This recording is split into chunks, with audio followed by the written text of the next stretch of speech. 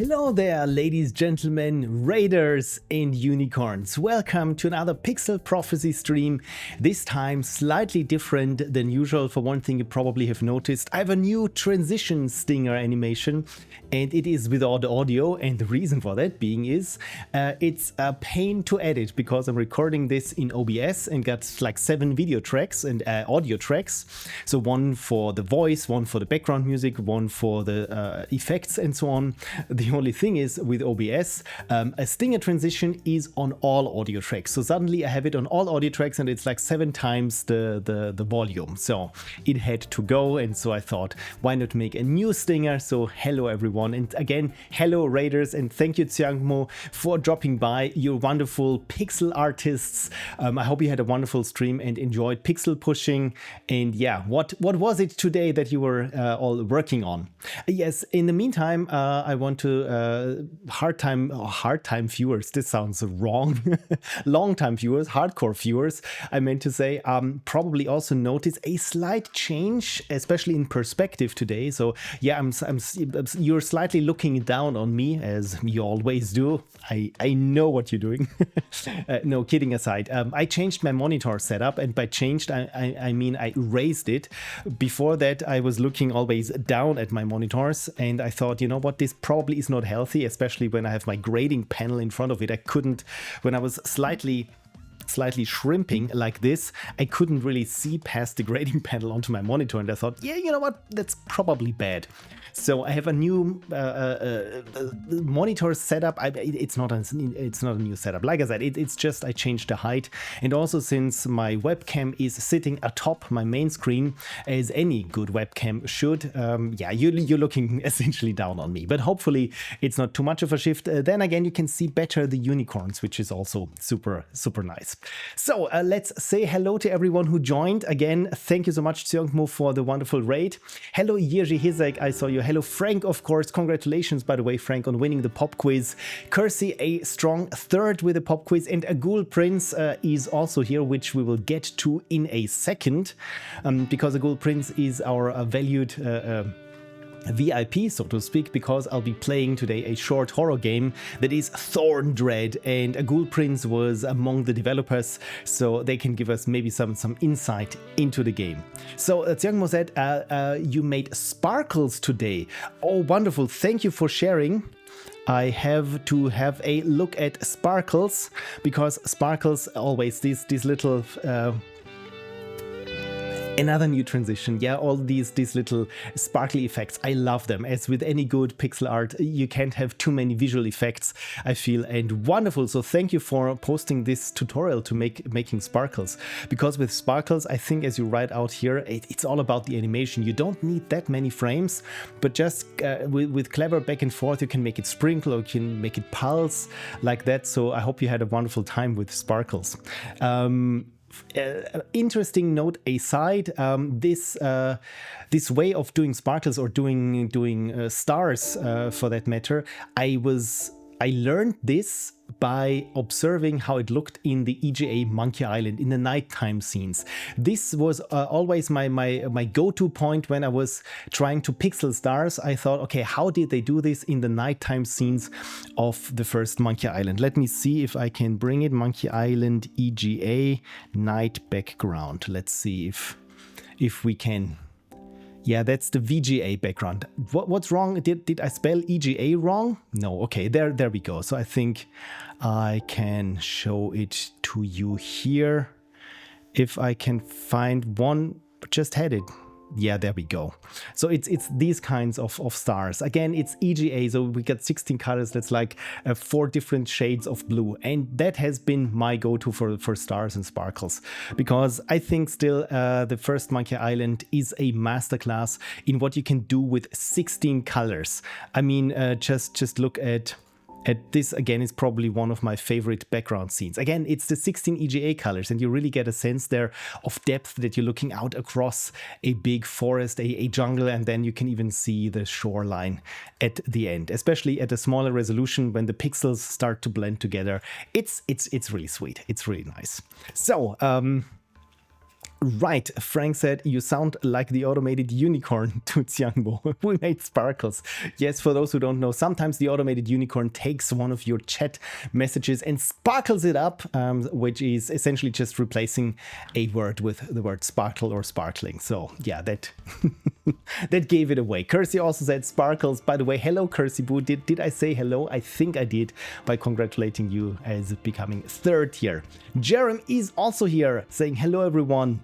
And oh, Kersey Boo, that is funny that you're using this Twitch hype emote, because for some reason I've seen it pop up quite often, and it's probably it has turned into one of my favorite emotes. So Jerem says, I still have that Loom tab open from last week's stream. Wonderful. More people should ask me about Loom. Right, so what's it today that I want to talk about and to show you? And the first part I already hinted at is, I think, did I just close the tab? Yes, I closed the tab. The first thing is this short horror adventure. Is it an adventure point and click that is called THORNDREAD, which you have to always, I would say in the voice of a metal character. And Xiangmo says, it was cool. So I will leave you here with the other raiders. Have a good night. Have a good night, Xiangmo. Thank you so much for dropping by and for raiding, and yeah, enjoy your well-earned rest. And the Ghoul Prince said, sparkles emoji, unicorn emoji. I love sparkles. Okay, good. So we're all on the same page then. I mean, since I have some unicorns behind me, this one here, and some unicorns at my side, of course, sparkles always important. So I'm glad that we see more sparkles in pixel art.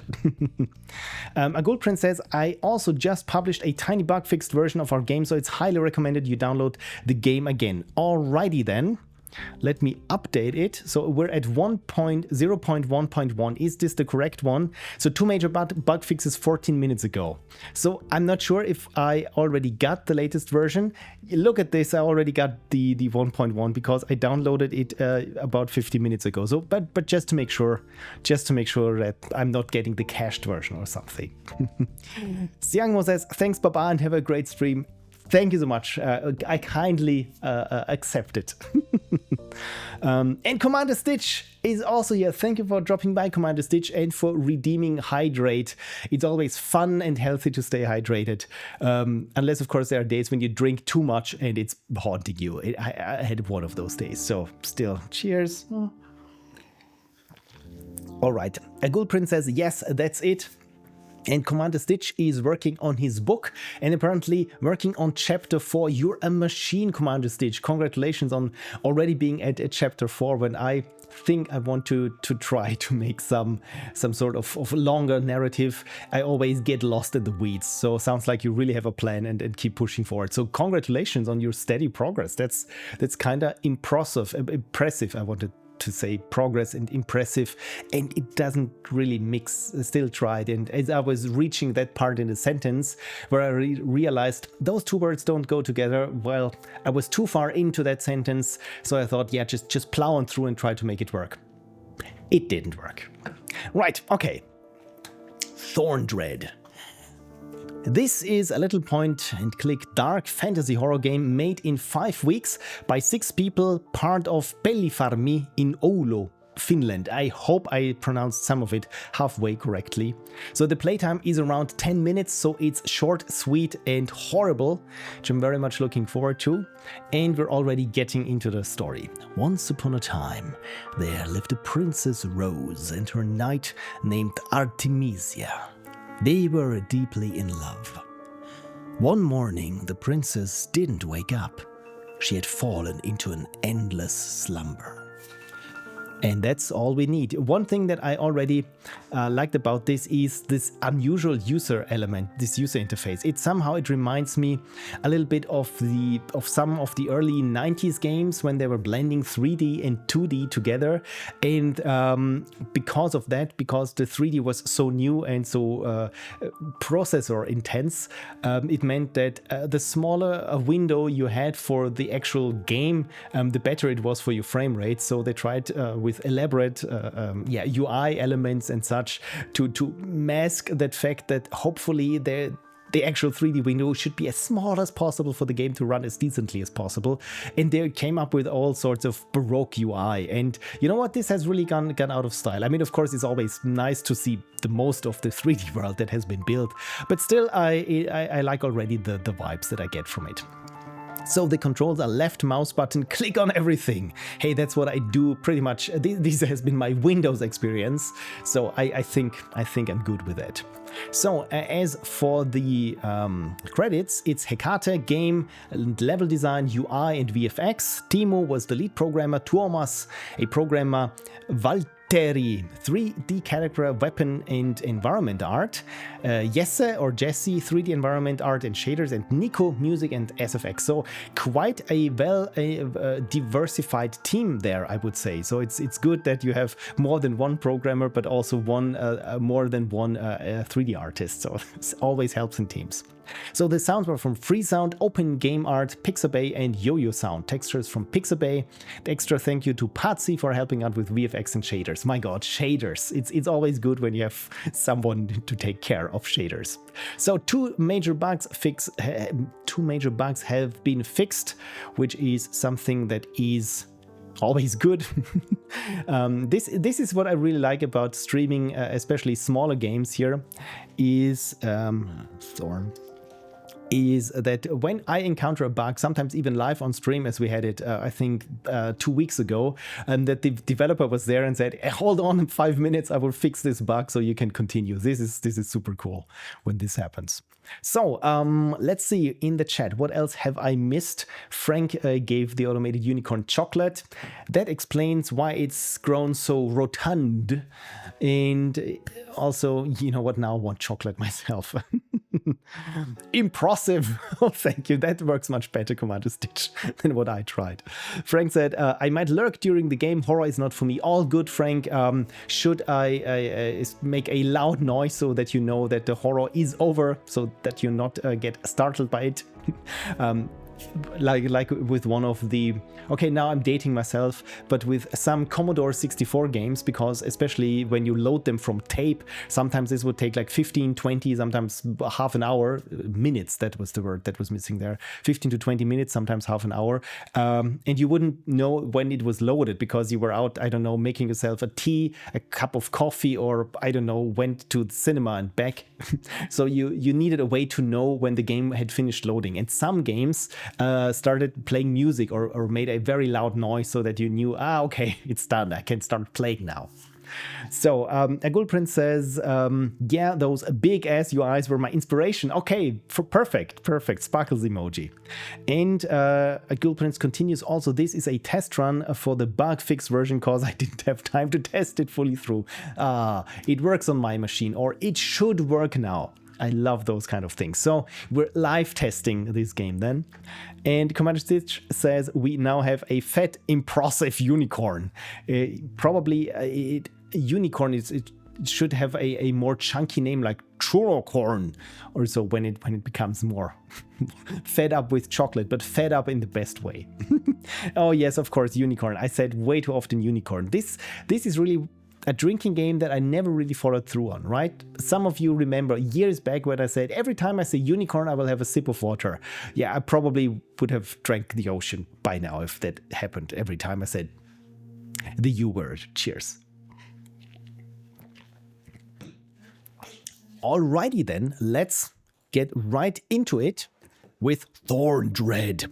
And as always, bonus points for having a nice icon. I adore that some developers really take the effort to make a nice icon and don't do it as, where do we have it? Other games, let's say here for the Drifter, where they just cut out a part of the key artwork, or here with Tom Clancy's Rainbow Six. By the way, this is the icon from the GOG version, the GOG version, and this is the actual icon of the game as it came out in 89. Was it 89? 98. Yeah, German and how we say numbers. So 1998, 2 years before 2000. So yeah, it was still in 16 colors, by the way. Anyway, back to THORNDREAD. Commando Stitch says, what word combines coding and unicorn? I would say Unicode. I can't find a good combination in English. Is there a German or Austrian variant that does?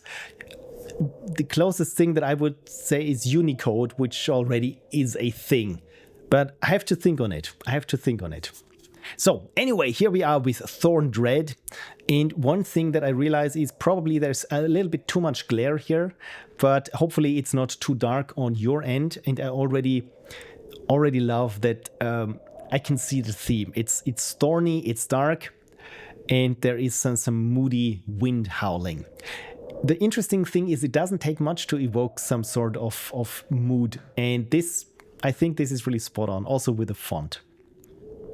Yeah, Unicode is already taken. So, by the way, if you can't see this, I'm zooming in now. So I think we should be fine with the default settings. So let's start a new game. And you know what? My screen resolution might be too high because I saw some of the Unity default sky background. So we'll change it from 4K to the good old HD resolution, because I think that's not intended that I see half of the default skybox then. But I lost the chat, which is also bad. Hang on. Sorry, Hekate, for me fumbling this. Where's OBS? There is OBS, but where's the chat? The chat has now disappeared. I'm sorry, I have to close this again just to see if I can find the chat doc again. Okay, sorry, I have to reset the screen resolution back to 4K. So there is now the stream chat. Then I revert it, still have my chat, and now I can bring it to the other screen. Good. Okay, wasn't too hard, was it? I'm talking to myself, by the way. Yeah, and one thing, Programicorn, says Cursiboo, that could actually work in both languages, by the way. Only need to make sure that here the chat window also fits on the screen. So the resolution scaling is not in the game. Okay, good. Yeah, one thing that I just realized is the background music. Probably should stop it for obvious reasons. So there we go. Hopefully we're all set now. All set now with THORNDREAD. Okay, yeah, this looks also with the settings. This looks much better framed. There we go.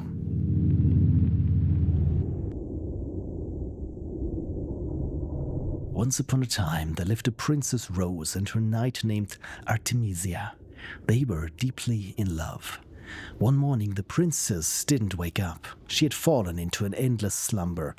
The knight Artemisia, in sorrow and anger, traveled far, searching for a way to break the curse. Curse that turned dead things alive again and choked everything in thorns.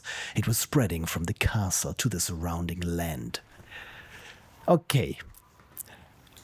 Already getting some sort of, I don't know, Kingsfield vibes here. Old man voice, says Jerem. Did someone say Commodore 64? Yes, I'm sorry for hopefully not living up or evoking too bad memories. Okay, this is cool. So it's 3D, but it's this step-based movement. Okay, that's novel. And is this pause? No, I can pause by clicking this. Okay, I adore now the color scheme. It really looks at dusk. We're at dusk somewhere and things are happening. Okay, then. Looks like we just have to follow this path then, that has been lighted by... Oh dear, something's happening. Player turn. Okay. One time gives full AP. Play 2 turns. Causes damage over time and refill a cauldron. And what do we have? The broken sword. But still we get medium damage. Okay, inspect. We got 5 AP and 90 health. You know what? I will just swing at it. Okay, let's inspect the enemy. Okay, 15 of 20. That's good. Okay, we're losing some health. But so far, I think 80 health. Let's see how we can get about this. Okay, we good. Good. The skeleton is gone. Okay, so I wanted to say it's a little bit like Myst, where someone has already been here. Otherwise, these torches wouldn't be lit right now. So, what else have I missed? Lady Mistleaf is here. Whoopsies, lost track of time. Hi, everybody. Hi, Lady Mistleaf. Welcome. And Kirsty says, we just started. Welcome in and started the game. Yes, indeed. So, again, I really like the ambience of it. Oh, look, there's a castle in the background. Should we go to the castle? I think we should go there. There's a cauldron. Good to know. Maybe we need the cauldron for something. What is here? I picked up something. I don't know what I picked up, but can't be too bad picking things up.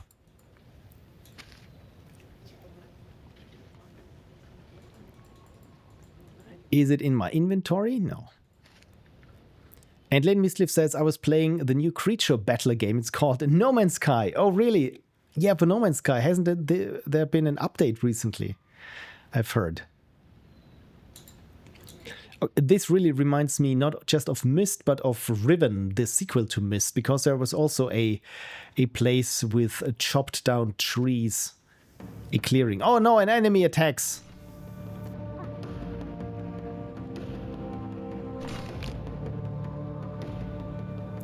Okay, we get health 60, and we missed, oh no!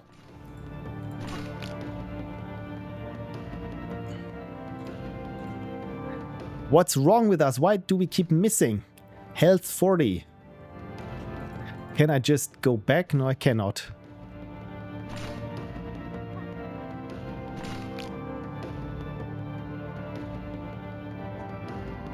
Why do we keep missing? Something happened here. Okay, we're close to death. We're missing. Why? Let's see if I can somehow beat this. I mean, also the enemy keeps missing, but yeah, I think there's a trick to this. Let's use here the throwable.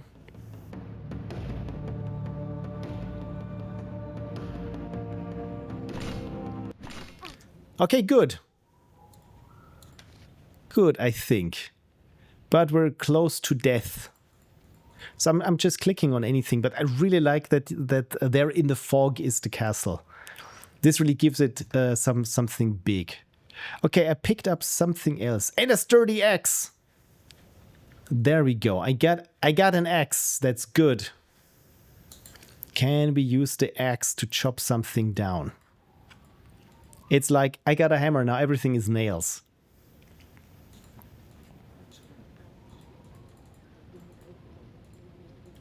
Yeah, I really like this 3D, early 3D game appeal. Oh, we got, this tree looks old. If only I had something to topple it with. Apparently we do. Apparently we do. So where are we now? Did we make a shortcut? Oh dear, I don't think, yeah, you died. There we go. Lady Misliff says, I like the fact that I can do something else with my pets I caught a while ago. Mind you, I only have 4, and I'm very particular with my pets. Granted, one I could ride on the ground and the other was a moth I could fly on, so they were pretty cool, but now they are even more so. Okay, then I think No Man's Sky really has this big redemption arc, because when it came out, everyone was disappointed, and then they kept adding, and then they had base management and base building, and now this. That's pretty cool. So let's try this again. Let's try this again, and don't be stupid. Hopefully, is there anything already that I can click? Our beautiful you died screen. I'm sorry, I hope we won't see this again. I just have to play better. So I think there was our first encounter, yes. And instead of inspecting the enemy... Why am I missing? Maybe I was just lucky the first time. I will try to maximize this time and also use my health potion.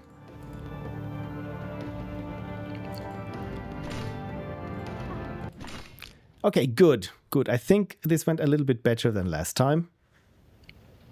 So I don't really remember what we did last time here, so I will use now this route here. Or was this already the path I chose?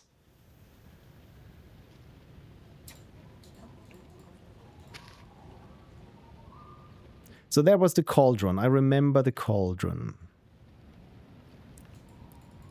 And was there something here that I could click? No. Okay, I'm slightly confused as to what I'm looking at some point. So let's go here. And there we had this enemy again. And this enemy was slightly tougher than the others, I feel. I really like the design decision that we start out with a broken sword. Because it tells, or it implies a certain story, that we are a knight with a broken sword when we start out. What happened?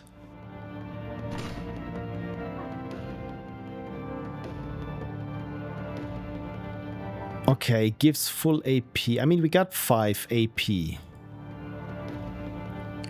What else could we use? Refill. Oh, we can. The cauldron. This. Maybe we should use the healing flask more often because we can refill it at the cauldron. Now I get it.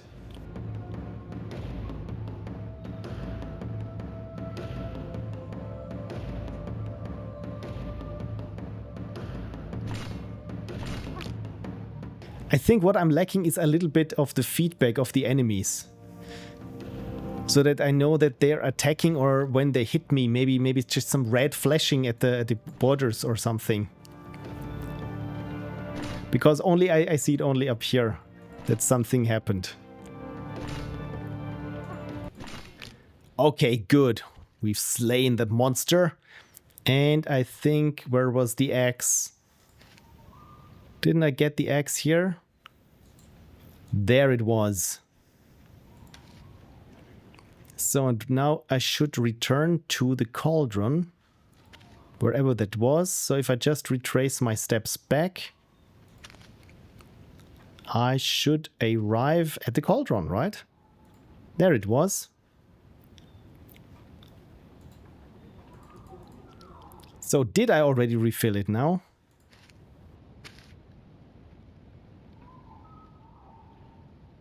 Okay, a Gold Prince says, yes, we were supposed to do a damage flash indicator thingy, but then time ran out. Oh, good old time ran out thing. But so far, I really like how moody this is. So I think this is the route that I have not taken yet. Anything I'm missing there? I really get strong mist vibes there with the trees and the water and the torches that have already been lit here. And something ominous in the background. One thing is that it constantly is throwing me up is navigation, as you can see, because I'm not sure, does the arrow mean I'm turning like 90 degrees or does it mean I'm taking the right path of what I'm seeing? Because this is really, I think personally, what I'm the least able to understand with. So let's go this route then.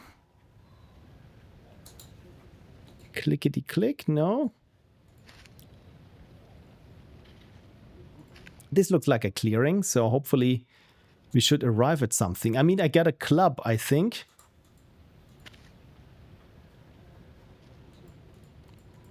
Okay, the plot thickens. What's there? Ooh, the graveyard. Oh, enemy attacks first. But now we got here the mace. High chance to stun targeted enemy, and the X, high damage. So there we go. We got 5 AP. Nice.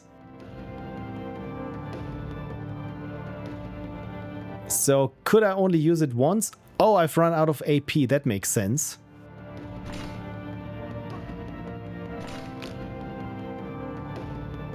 So this can be refilled at the cauldron.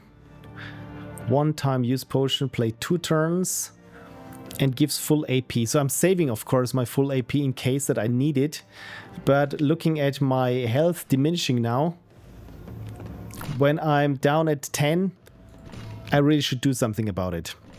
Yes, there we go. Healing flask.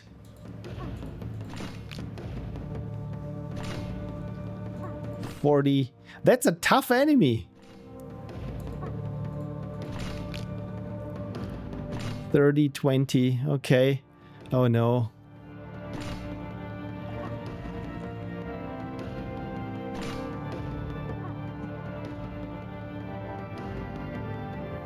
Okay, I'm out of potions and I'm missing. I keep missing. Okay, all I can do now is hope for the best. And maybe when I'm still down with my health, I use this 2-time potion again. How much does it take to take this one down? That's really a toughie. Oh dear. Okay. Oh, good. That was a close one. So I think I should. Oh, am I? What happened? What happened? Okay, I did it! Yay! But it looks like I'm stuck there in the battle screen. Oh no! But hey, I get at least my AP back by using this. Oh damn it! Looks like I'm stuck. Does the game save when I go quit? Okay, it's bugged. It's bugged. So let me try to quit and say load game. Okay, it didn't save it. Okay, but at this time I think I barely know what I'm doing. So let's try this again.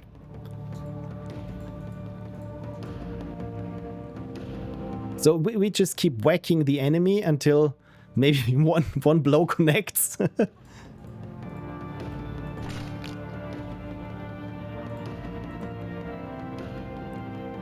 Also, I like it that the miss indicator is really in the 3D space. Okay, health 70.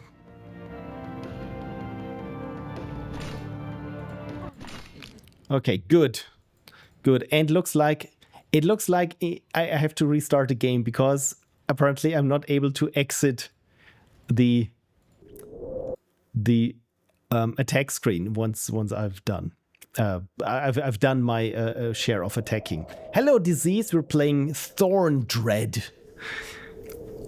It's a short horror game that tries to evoke the nostalgia for 1990s early 3D games.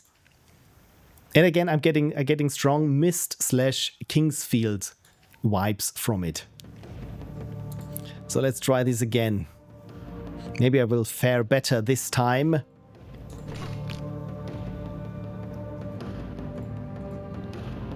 I'm missing a lot.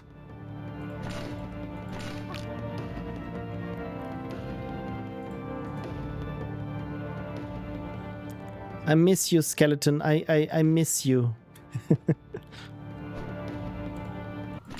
There we go. Okay, good.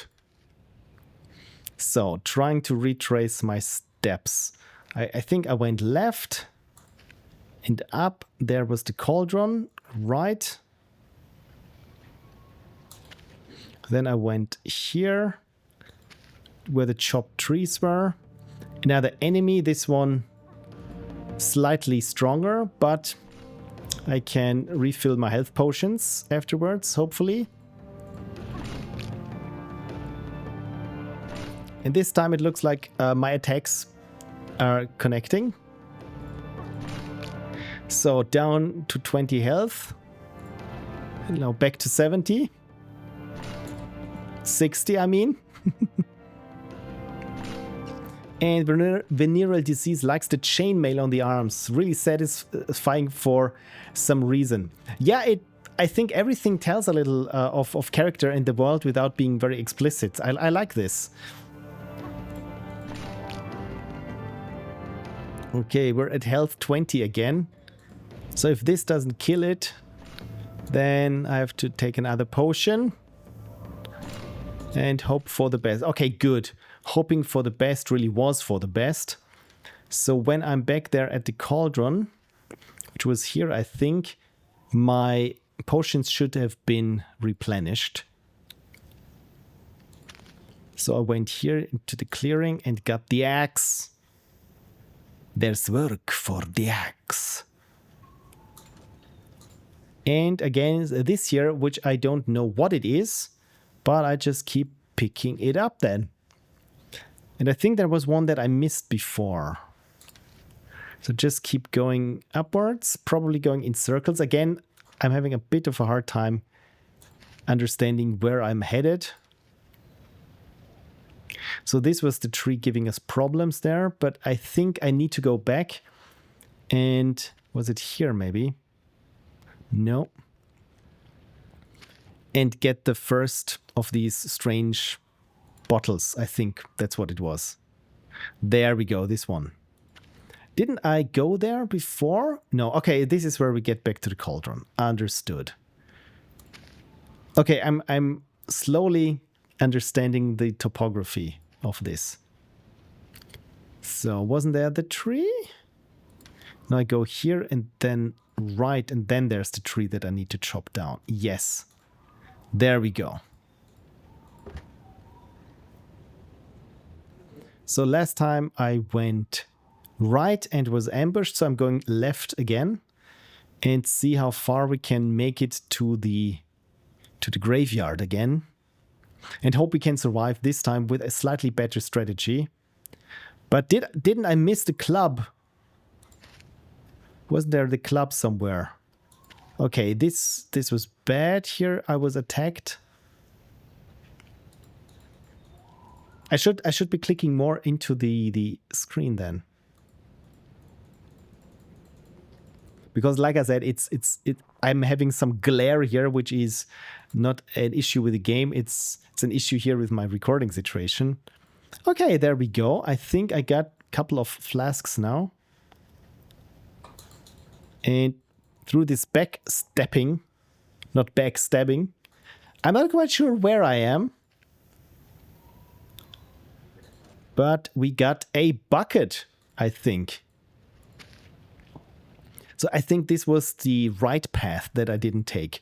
But now since I'm backstepping, yeah, I thought, okay, throwable causes damage over time.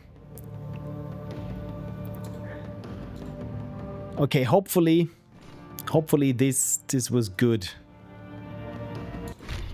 So, okay, at least we literally X down one of those skeletons. Good, you know what? This wasn't too bad. So then I just keep going backwards then. And here we are again. Okay, so this is the tree that we arrived on. So when I go forward then, just need to make sure that I'm not missing anything there in the environment. It would be good now if I could save. Is there a bonfire where I could save, please?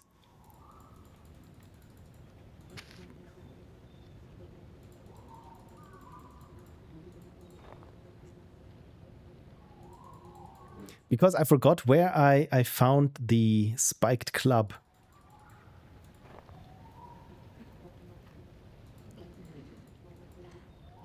Can I read these posts? No, I cannot. I mean, it's good that we have the bucket. Where do I want to go? That's the question. Where do I want to go? I try to avoid the graveyard now. You know what? Let's do it. Let's keep going and see. Oh look, there is something. There is something. Okay, that's interesting. I don't know what I just picked up, but get another of these weird bottles or scrolls or whatever it is. You know what? This sounds like, this looks like progress. Oh look, there is even a well, and I got a bucket for the well. But of course I need the rope from the graveyard, I assume. So I just walked past the graveyard then. Is this the graveyard? Yes, there's a cross. If you see a cauldron, can you click it for me for science? I hope I can, and yes, I will. So I want to pick up this one, and I got it now, and oh, I got a shield. Fully blocks next enemy attack. Okay, I will just try to go with the axe. Get 30 health. Oh, damn it. I haven't healed. I didn't heal. So I will just try and see how far I can get with that. Oh dear. What else can I do? Full AP, yes. I think this is what I need. I'm blocking the next attack.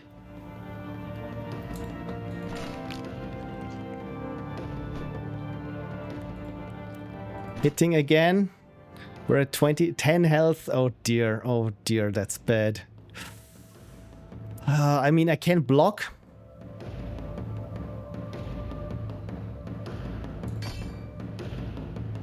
That's very nice.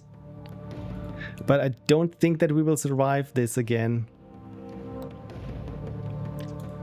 And this is, again, one-time use potions, so I cannot use them twice in the same battle. So if... Oh god. We were just lucky. So if it doesn't die this time, then we dead. Yes. We dead! We dead. Okay, next time I will click the cauldron when I arrive at it.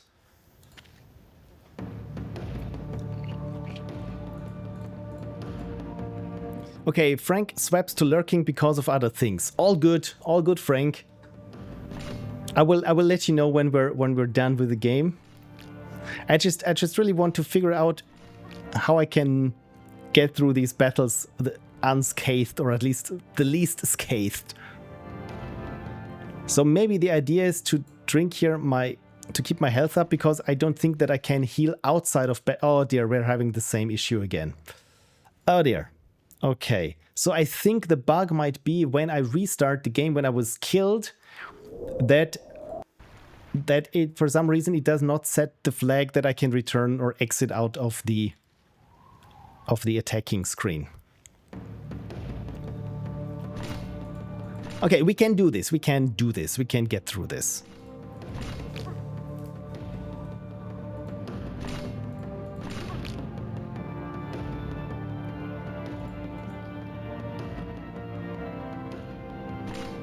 So drinking now my potion, because it's always good to stay healthy and hydrated. Look at this. Still same problem. Dear. Huh. Oh yeah, that's the bug that we supposedly fixed. Oh boy, but at least it works if you start the game fresh, it seems. Apparently not. I'm really sorry for breaking it. Because it looks like it doesn't fully do it. It doesn't fully do it.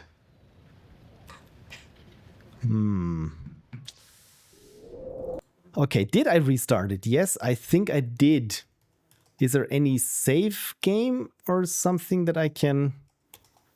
Direct 3D12, Bleeding Edge, where I can say, can I delete some sort of progress flag?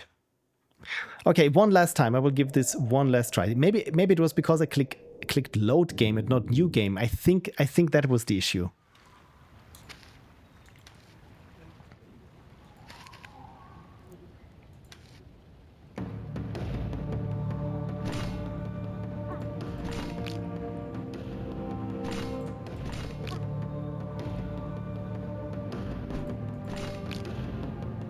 So it gets me down to 70. I drink from my healing flask. And we're done. Good. Okay, this seems to work. Okay, thanks already for live game testing. You're very welcome. So there is the cauldron. There it is. And I click it and... Did it bubble? I'm not quite sure. I will go back and try to click it again. I think it just bubbled a little bit. So this time I want to make sure I get the scroll or bottle.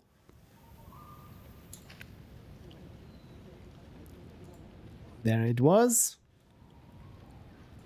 And get the axe. So good, we're at 2 health again. So let's inspect the enemy. Okay, it's 40, it's got 40. So this is a scientific run, because now I hit it. And how much does it have now? 35. So with each successful hit, we take 5 HP from it. So this seems always to be the same. And with each hit on us, it takes away 10 of our.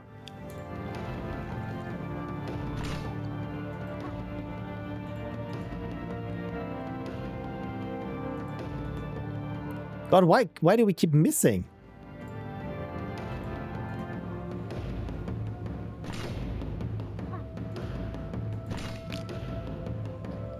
Yeah, unless I miss.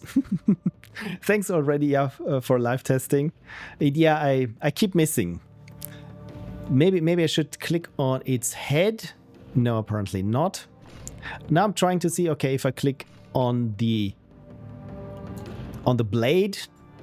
No, apparently not. I don't think it's implemented. It's really important what I click. I just thought that maybe there's some timing involved or something.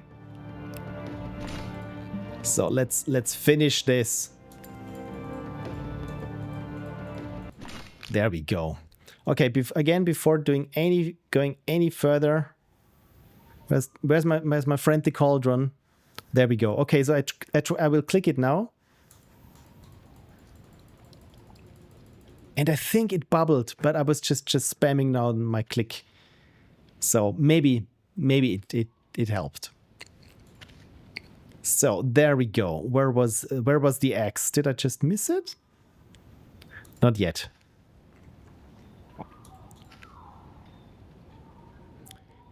The bottle and the axe. Good. Anything else I can click here? No.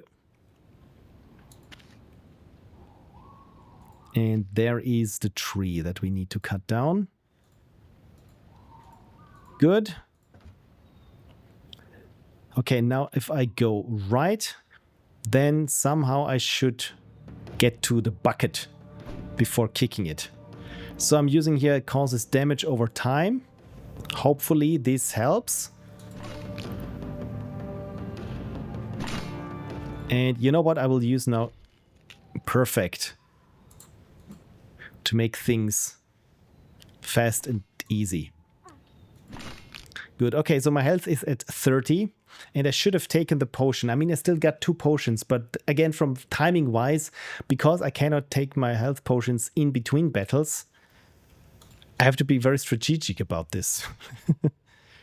So there we go. There is the bucket that I was kicking so diligently before.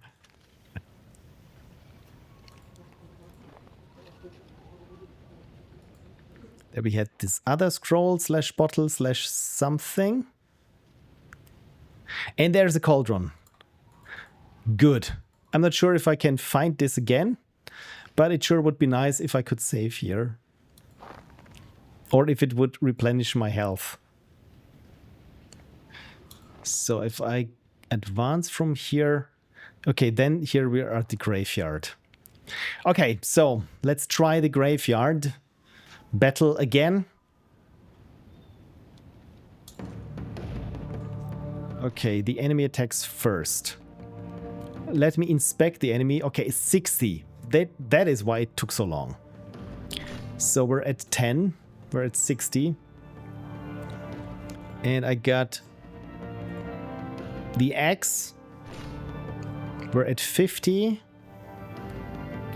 And I'm using here my health potion again.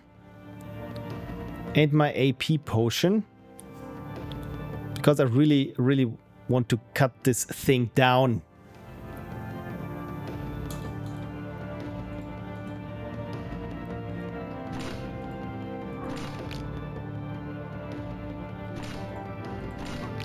Because now it's just a battle of attrition. We just have to be lucky and see how much of its health remains. I mean, I can still use here the one-time potion if things come really to a point where I have no other choice. But I mean, why do I keep missing? We're standing right in front of it. At least the skeleton is also missing us. We're just fumbling and not. I mean, it makes sense that with a broken blade I do not hit the skeleton, but I mean this is just ridiculous. There we go.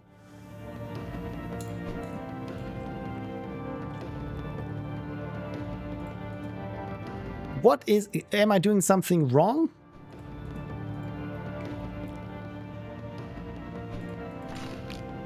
Okay, we're at 60.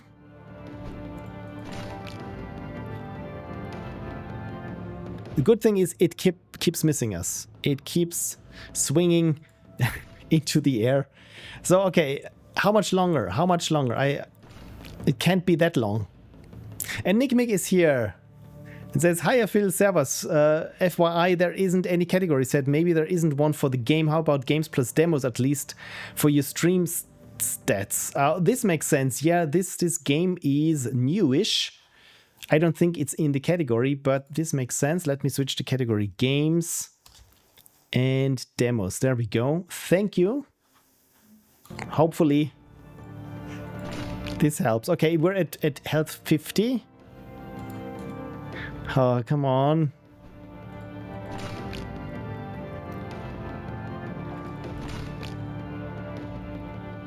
That's one tough dry bones.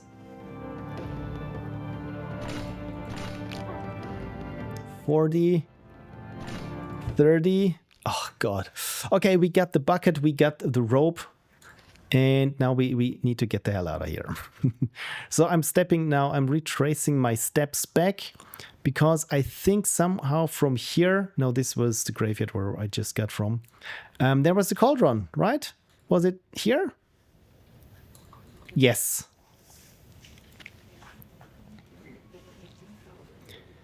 Good. Okay, so my health should be somewhat replenished again. I just got from here. Okay. Okay, and it didn't break. Yeah. Neither I nor the game broke. So I can just continue now. And here to get the shield. You know what? Probably I should have gotten the shield beforehand, but never mind.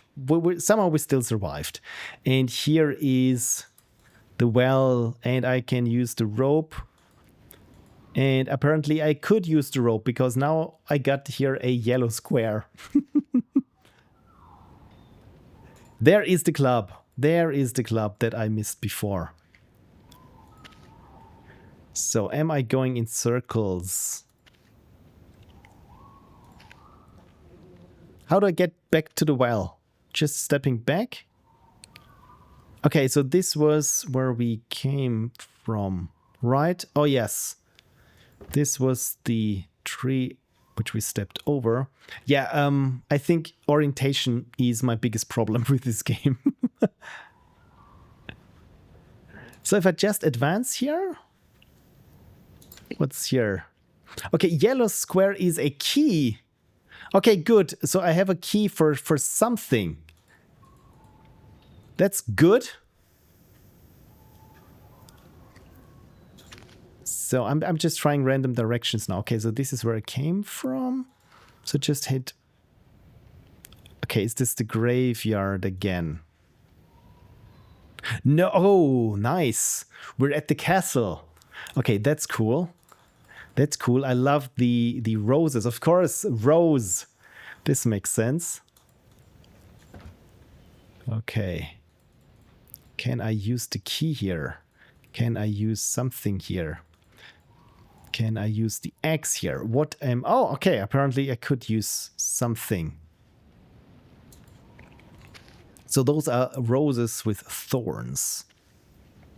Or did I just turn around now? No, apparently not. We're getting somewhere. We're getting to the heart of it.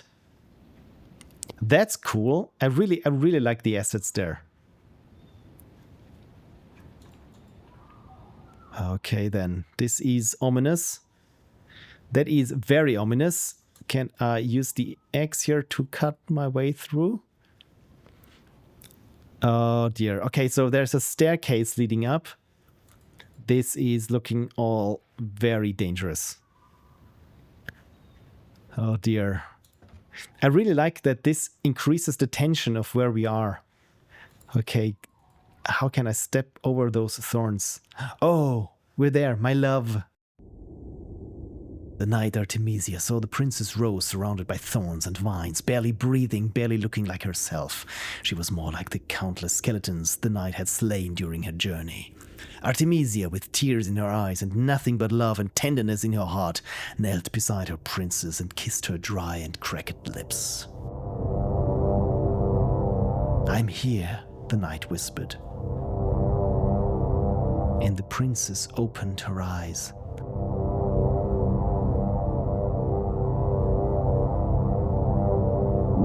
Ooh, okay, that's creepy.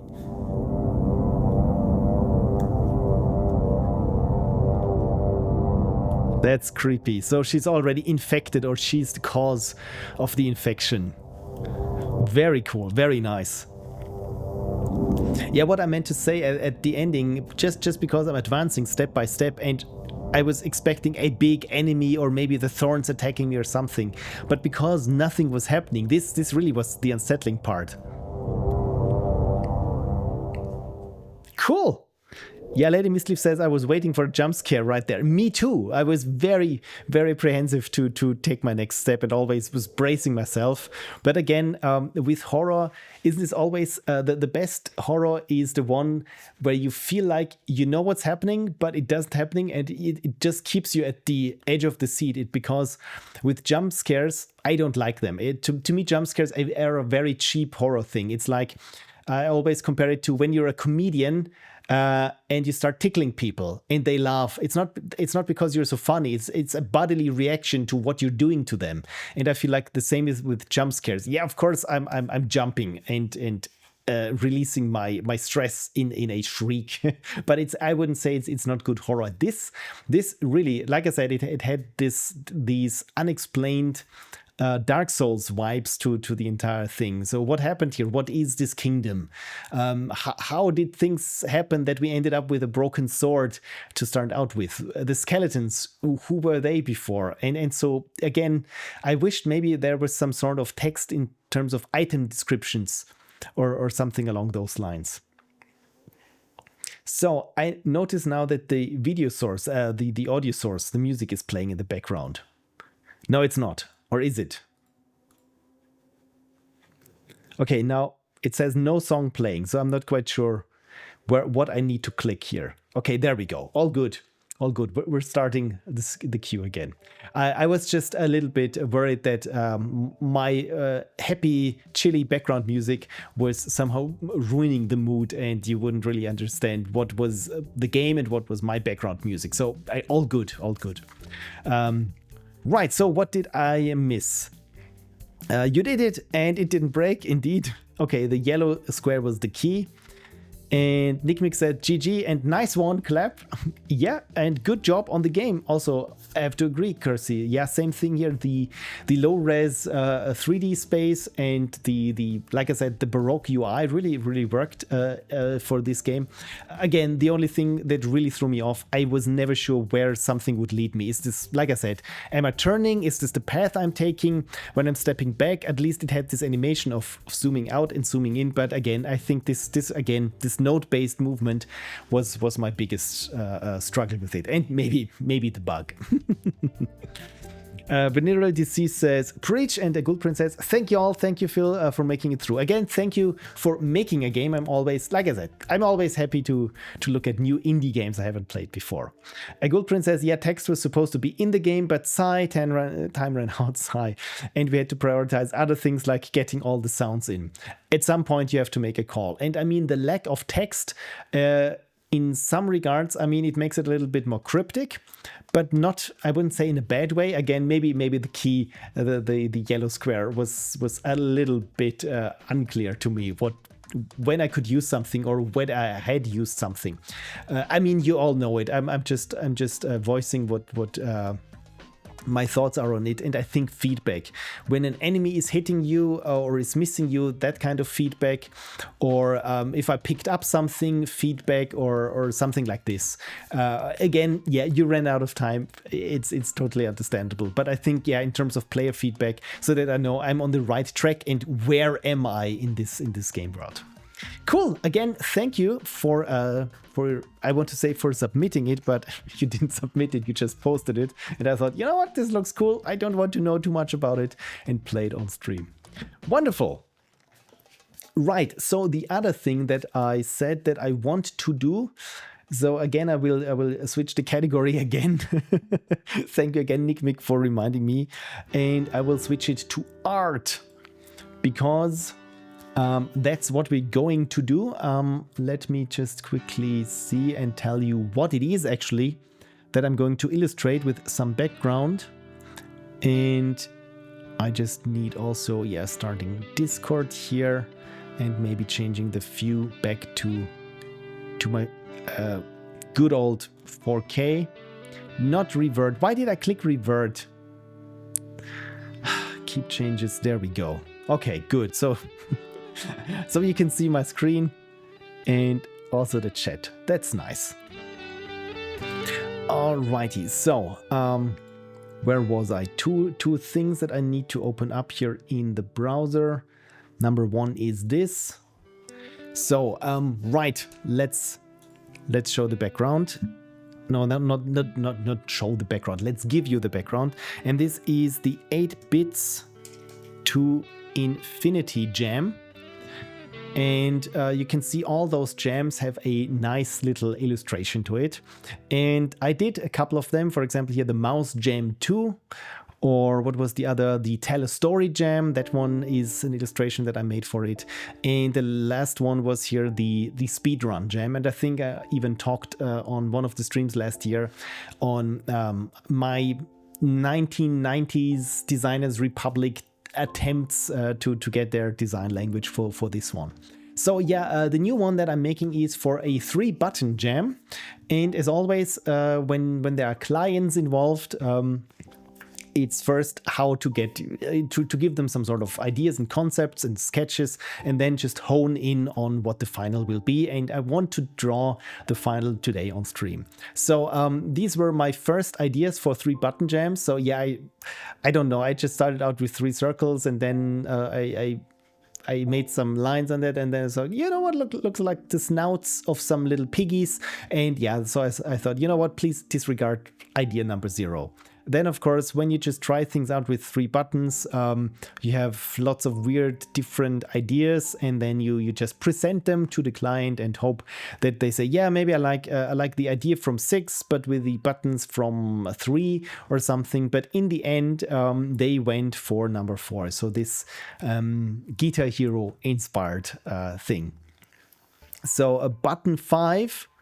This one here, the 3-button jam, is Cute to Lady Mistleaf. That's good to know. So yeah, again, what I think this also would have been my favorite, but the other favorite that I had was maybe this one here. So it's where it implied that you play with 2 thumbs and someone's pressing the 3rd button.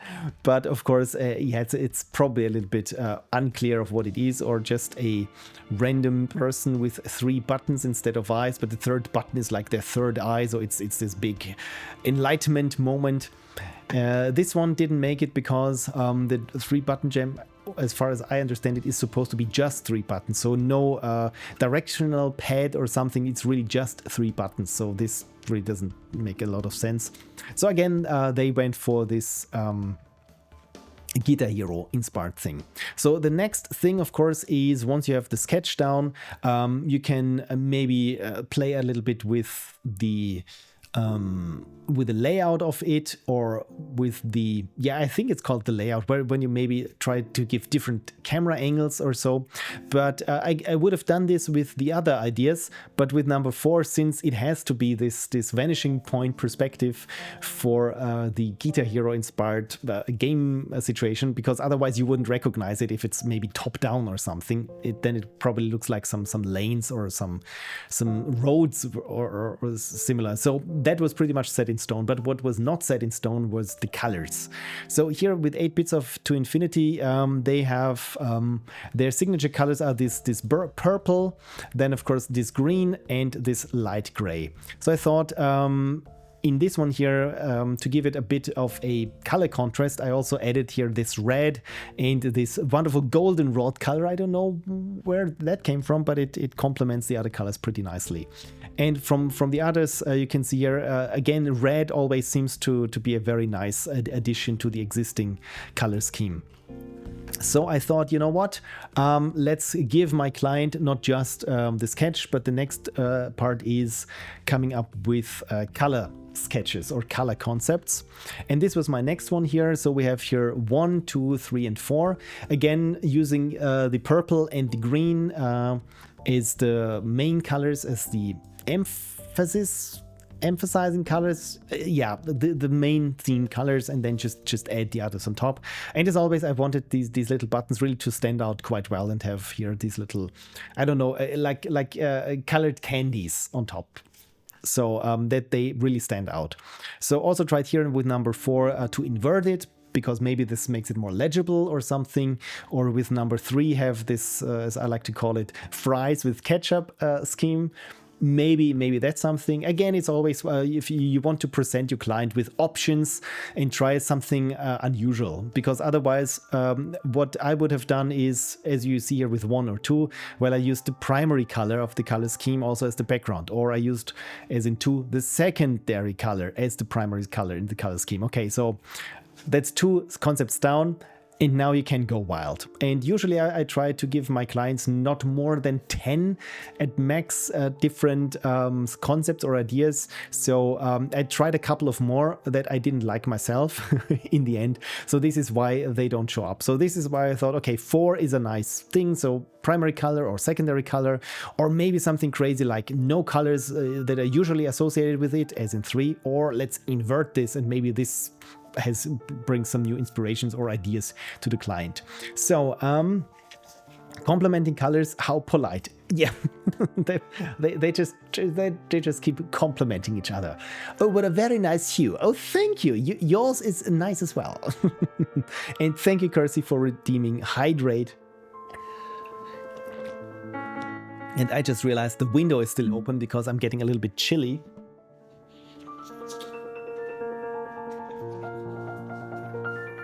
And that's much better, and so much fresh air for my lungs. I'm not used to that. So personally, which one of those concepts would you have gone with? And again, it's in this case, there's no right or wrong. It's really, it comes down to a matter of taste. And again, since this is a commission, it's not about what you like best, but what the client enjoys best, of course. And but of course, you can steer it in some way. Like I said, I did some other attempts, maybe with just black and white or just outlines or neon colors. And I thought, you know what, I don't like this too very much. So instead, I just selected my personal 4 favorites, because then of course if you present something to the client that you actually do not want to work on it, and in let's say in 80% of the cases the one that you enjoy least will be chosen, or will show up in the end in some capacity. Yeah, you don't want to give options if you can help it for something that you do not want to choose or be chosen. And Macy72 is here, and Lady Misleaf likes 1, and they agree as well. And interestingly, yes, exactly, this number 1 is also the color concept that was chosen, because as you can see here, in the end it will show up here and on itch.io. And I think again it will it looks very on brand for this 8 bits to infinity. And yeah, overall, the other things, maybe the green one would have also stood out, as it is here with the grid gem, for example. But probably, since my last one was also very green, so I think this is a good choice, this number 1. So yeah, and this is what I want to draw today from this concept. One thing that I probably should have done is get my I want to say color grading tablet, which makes no sense, my drawing tablet. And I don't have to go far, because my good old Intuos 4, let's make this bigger. Here we go. I always keep showing this because this is, I think I bought this like over 10 years ago. and you can see the surface is already polished and scratched and shiny from hundreds, if not thousands of hours of drawing on it. And the only downside to this is that there is no driver anymore from Wacom for Windows 11, but open source to the rescue, there is something that I've been using, and that is the, where can I find it, the Open Tablet driver, which again takes a little bit of trial and error to get it to work, and then do the settings and configuration. But the good thing is, once it works, it really just works. And also with Photoshop, that is usually the biggest problem is with Windows Ink to get the pen pressure correctly translated. So this all works. The only downside is, of course, now if I close this window, oh, you can see it, of course.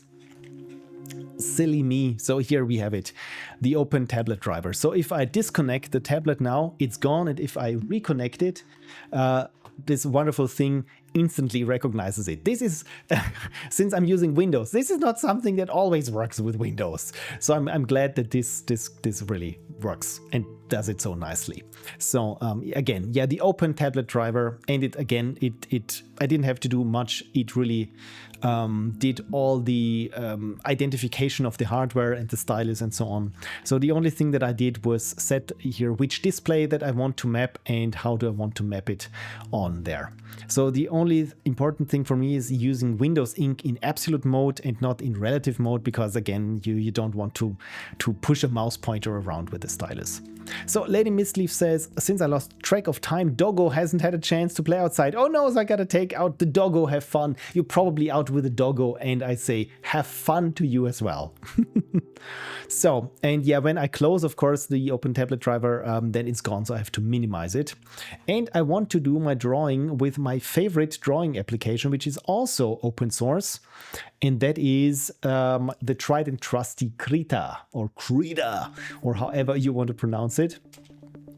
And I'm running version 5.2.13, and I'm pointing into this direction now because it opened up on the wrong screen.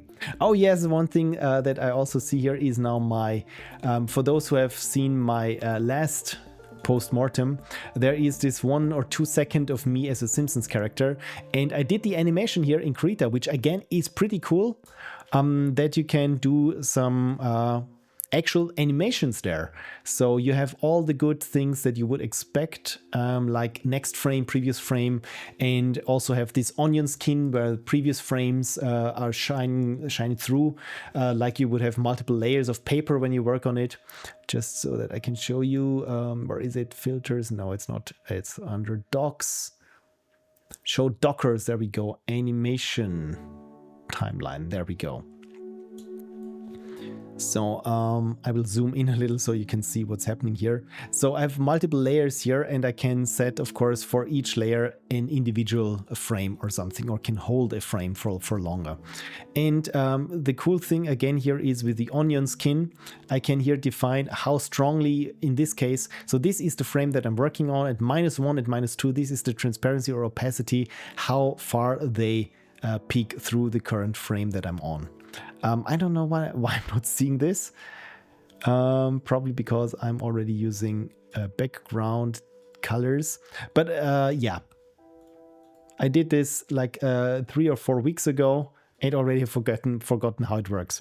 But again, the cool thing is you can really do this. I looked into different packages for doing 2D animations that were also open source, and there are some powerful things out there. I think one was even used from or developed internally for Studio Ghibli, and it's to an outsider it feels like unusable. It's like with all these very specialized software tools, it feels like you have to have 2 weeks of training with it to be halfway productive with it. And again, all I needed was like 9 frames of a Simpsons character animation, so I was close to doing this in Photoshop. But good thing is with Krita, I realized, oh, there's even a tab for it that is, or a docker for it that is called animation, and does more than I would have expected it to do. So that's pretty cool.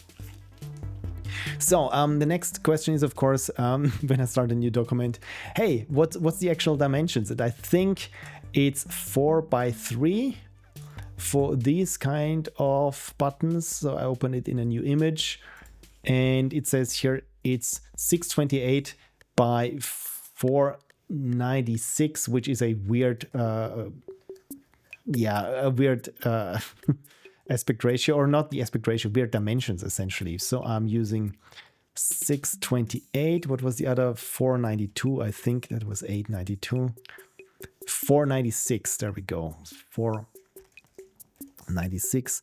And let's see if Krita does the same thing that Photoshop does. That is evaluate expressions. So if I multiply this by 2, I can do this. Yes, this is wonderful when this works. I now have this in double size. So again, it's always nice when you're drawing to start with a bigger canvas, and then when you reduce things, all the little inconsistencies and mistakes, they just start to blend together, which again is helpful.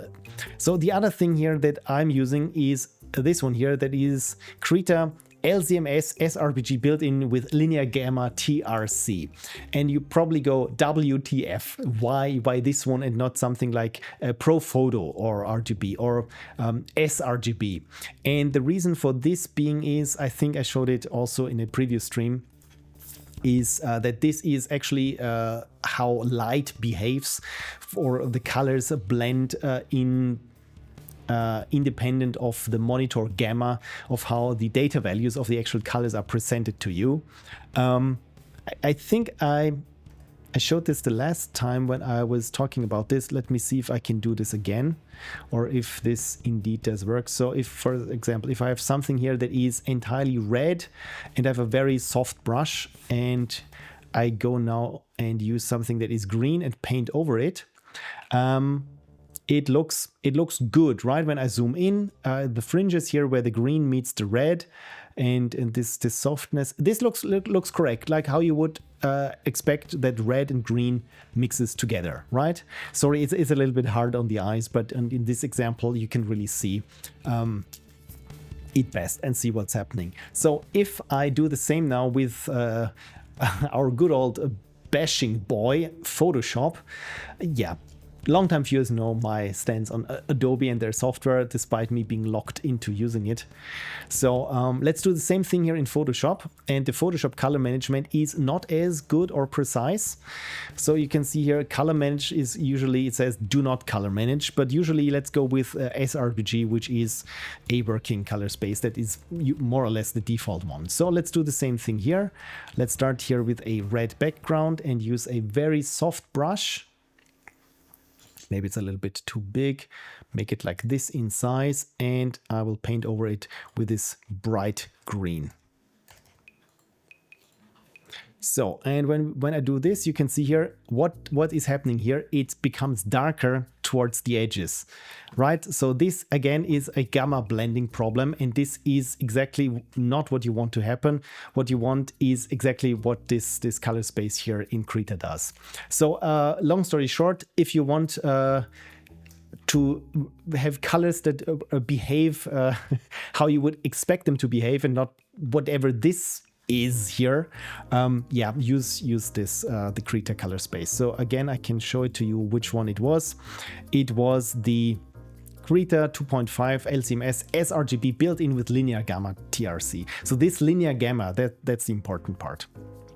And as always, I'm drawing with 16-bit per channel, because otherwise when you're doing very soft gradients or something, and then maybe change the color or the opacity, because with 8-bit per channel, that's like 256 different steps, it's not enough, especially when you do skies. Like I said, very soft gradients, these things start to bend, where you can really see, okay, the one color stops and then the next possible color is there. And with 16 bits, all you need is a somewhat performant machine, and you don't have to worry about anything. Right, Cursor says big difference. Wow, right. And this again, as being a colorist, this is really that irks me sometimes, that the Photoshop color management. I mean, this like we've seen, it says here which color profile do I want to use. Maybe this has already been fixed. Let's try something like here, the ASUS Academy color encoding specification. But again, I'm not sure that the underlying color science is correct. So let's try this again, and I'm using here now the ACES color space or color working color space. No, and when I'm drawing here, see, this is correct now. This is correct, so that when red and green mix halfway, what we get is yellow, and this is exactly what we want. Again, it looks a little bit strange and artificial because again we have here where the green gets slightly darker, but it's a far cry from the sRGB unmanaged thing in Photoshop. And again, it took them decades to get to this point. Anyway, let's do some drawing. Right, so the first thing is, as always, sketch. Let's sketch over it and use a nice brush for that as well. So one thing that is, at first when I started doing drawing and sketching on my tablet, I realized, okay, when I'm doing a stroke, I don't like it, I undo it. Try it again and again and always undo it until I get it once right. Then I do the other stroke and go back and forth. And I thought, how hard, why is this so hard for me? And then thankfully I saw some Gnomon workshop DVDs, and they were doing the same thing, especially when you want this perfect like flick of the wrist, this super effortless perfect curve that you draw, something like this, and you never get it the first time that you draw it. And this is why this Control Z is so ingrained with many digital artists there. So if you do this like me and try like 30 times, sometimes 40 times, 50 times to draw this perfect one line, yeah, it looks like pretty much every artist does it like this. Of course, sometimes there are broader strokes when you can you don't have to be this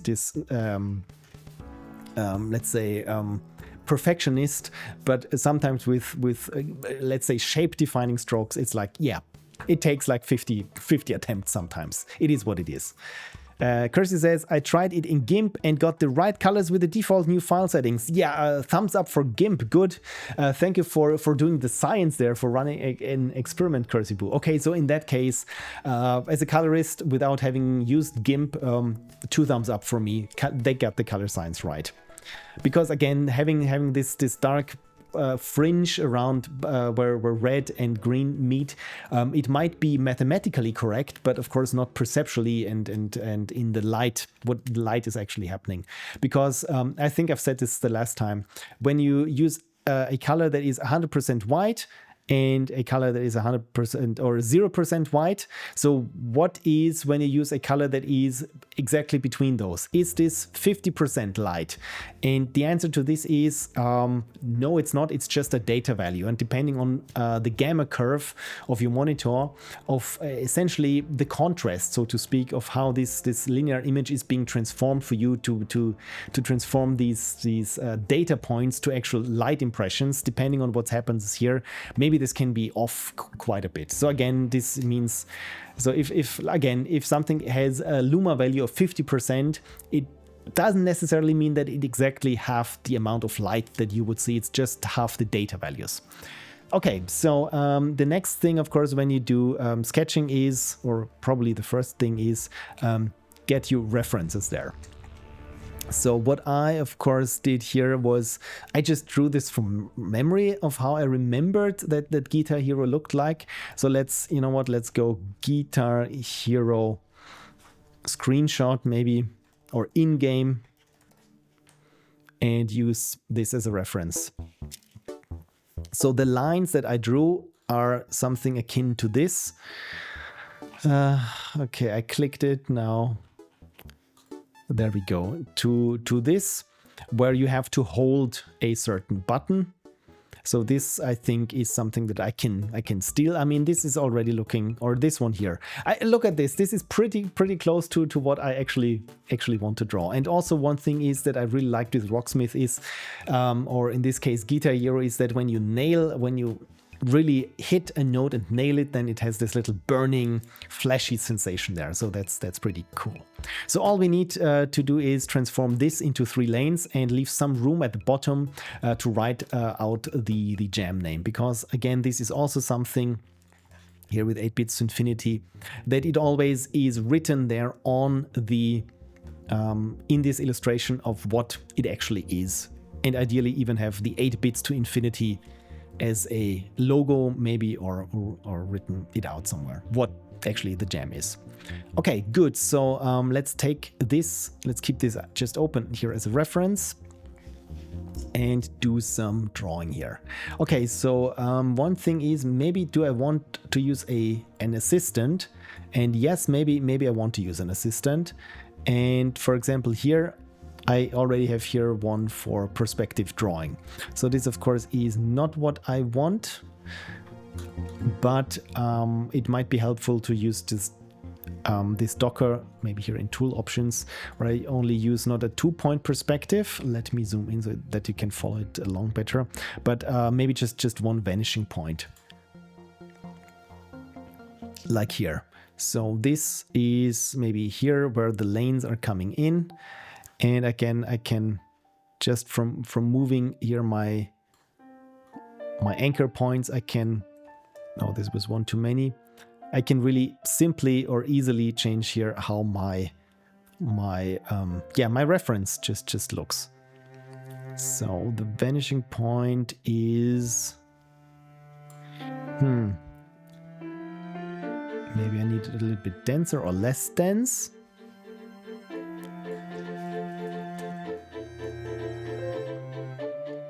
Or do I want it to be to go into infinity? I mean, since it's called 8 bits to infinity, maybe I really want the vanishing point of it to be right there on top, like here. So now it's centered, and I think let me use this as my references. Cheers, by the way.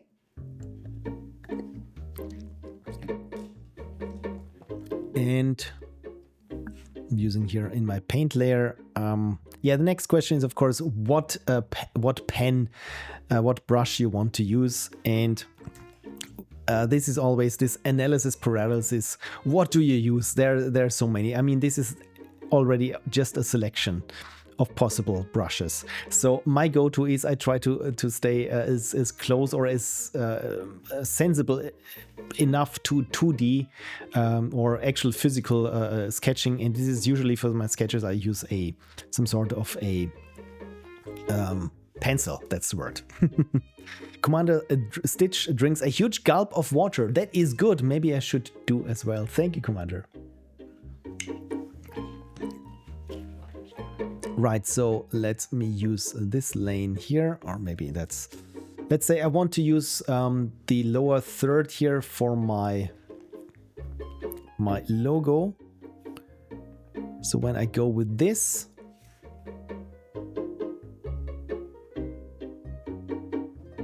I think this could work. So all I need to do now is to learn how I can disable the preview tool. Or not disabled, so just that I don't have to look at it all the time. By the way, here it's this one, this assistant tool. So there I can switch it off. Good. So I already drew here a line that I didn't mean to draw. So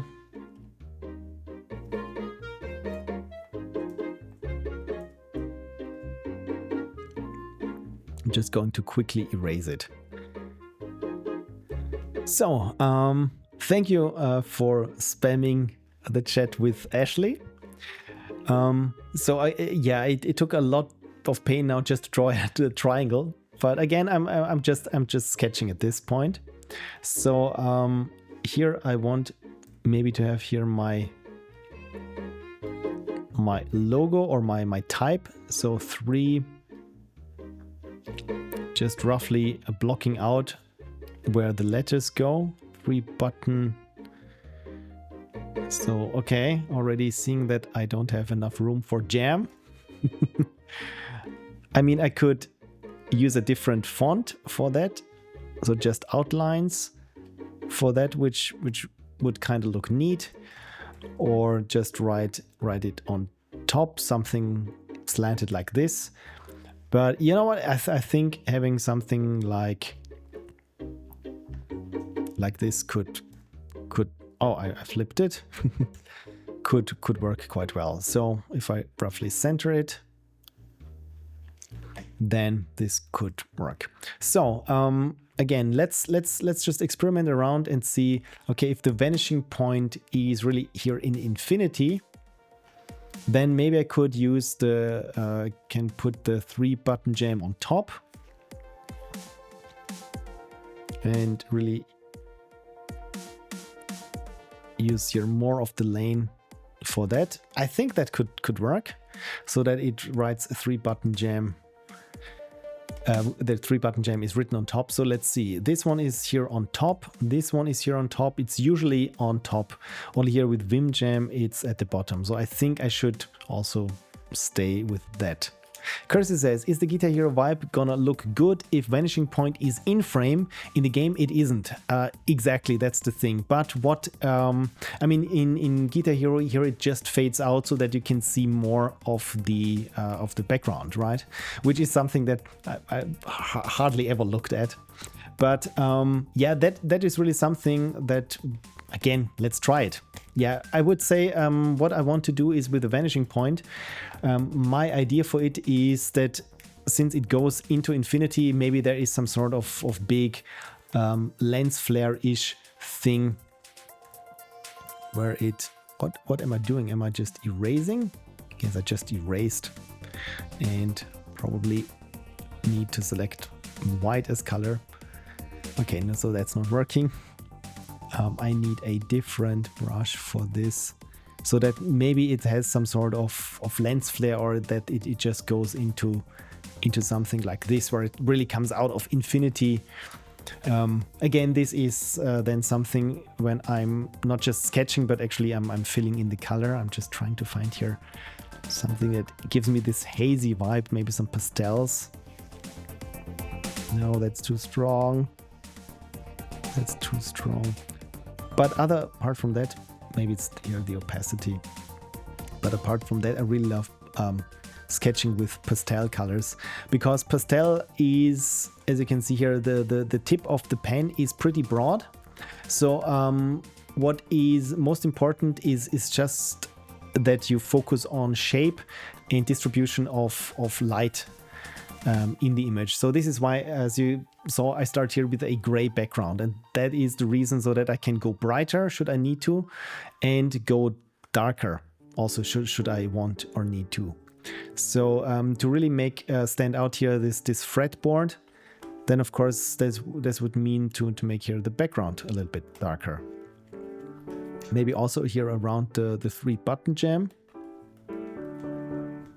So again, this is why I love pencils and pastels. So pencils for sketching out the lines and shapes, and pastels for filling in the blocking in the brightness. So essentially it's a value painting at first.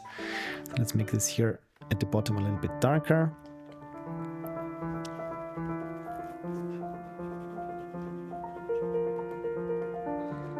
And just roughing it out. And of course, I try to keep things there separate on their separate lanes, or separate layers. So, and as for the foreground here, so let's rotate this a little bit so that it's easier for me to draw. Let's have it here slightly darker, maybe in the foreground, so that the buttons then really pop out. Something like this. And also let's add another layer and see if I can have here the fret markers. Where is my mouse pointer? Oh, the size. I had my pixel size now at under 1 pixel, so I didn't see the pointer here, because this little green thing is tiny now. It's probably too tiny. So, but you can see what the effect is, that I'm just drawing on here essentially those frets. But maybe they're a little bit too close together. But then again, since we're looking at infinity, Again, it doesn't have to be realistic or perfect. It's just so that to give us the impression of what we're actually looking at is akin to this Guitar Hero thing. So, and finally, let me sketch out now here the buttons. So instead of having here 5 buttons, the entire idea was having 3 buttons. So what color were these buttons in? I have to go back to my concept. There we go. So the buttons I decided on were yellow, green, and red. So, I mean, again, I would usually start out with just the value so that I know, okay, the yellow button is probably the brightest, then the green button is the second brightest, and the red button would probably be the darkest. But overall, again, it's just a layout for where should those things fit. Is this, since those are buttons, probably I need to make them a little bit bigger because it's important. The most important part is to understand that yeah, this is 3 buttons, and I really want them to make the like the NES buttons, where they look like little cylinders, maybe with a slightly depressed cap that we're looking at from the side. So those would be essentially the buttons, and the incoming notes. So I had the biggest one was here. So this one was already giving off sparks because we're hitting it. Then this one was about to arrive, and the first one was not quite there. So does this still read as Guitar Hero, as Kersey feared? Because we're having here now this, essentially this vanishing point to infinity. So I go a little bit brighter here because the yellow would be, like I said, probably the brightest. So just to give us an idea of, would this work?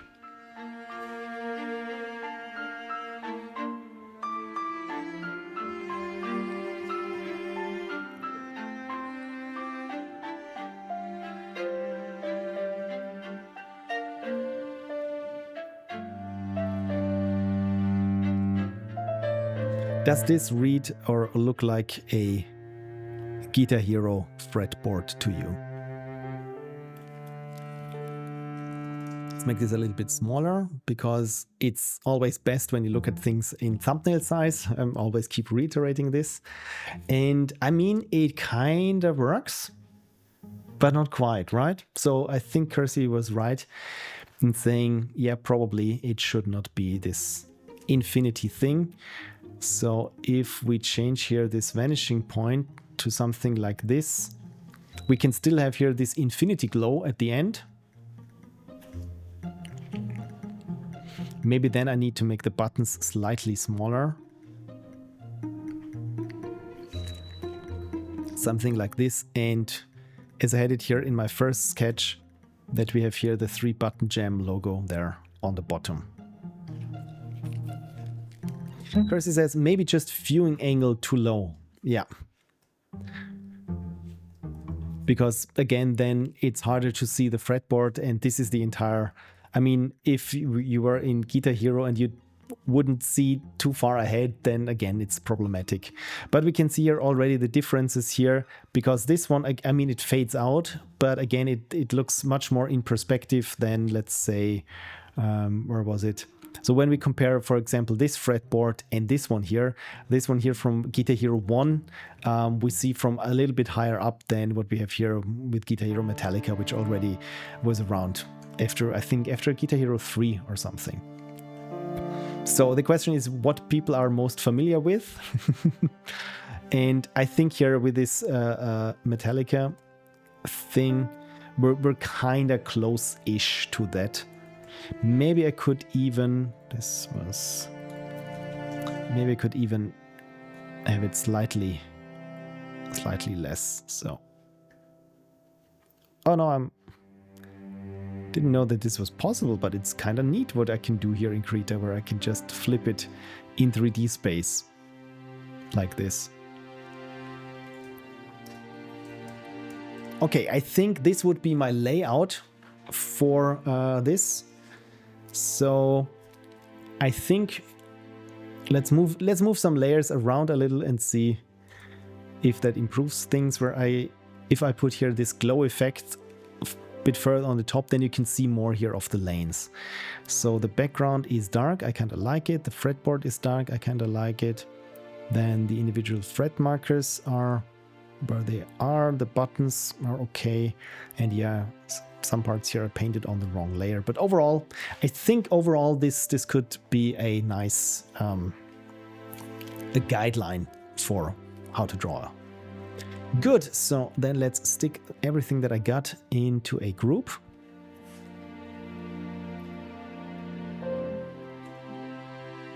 So this is the sketch, and the typography I put in its own group. Type.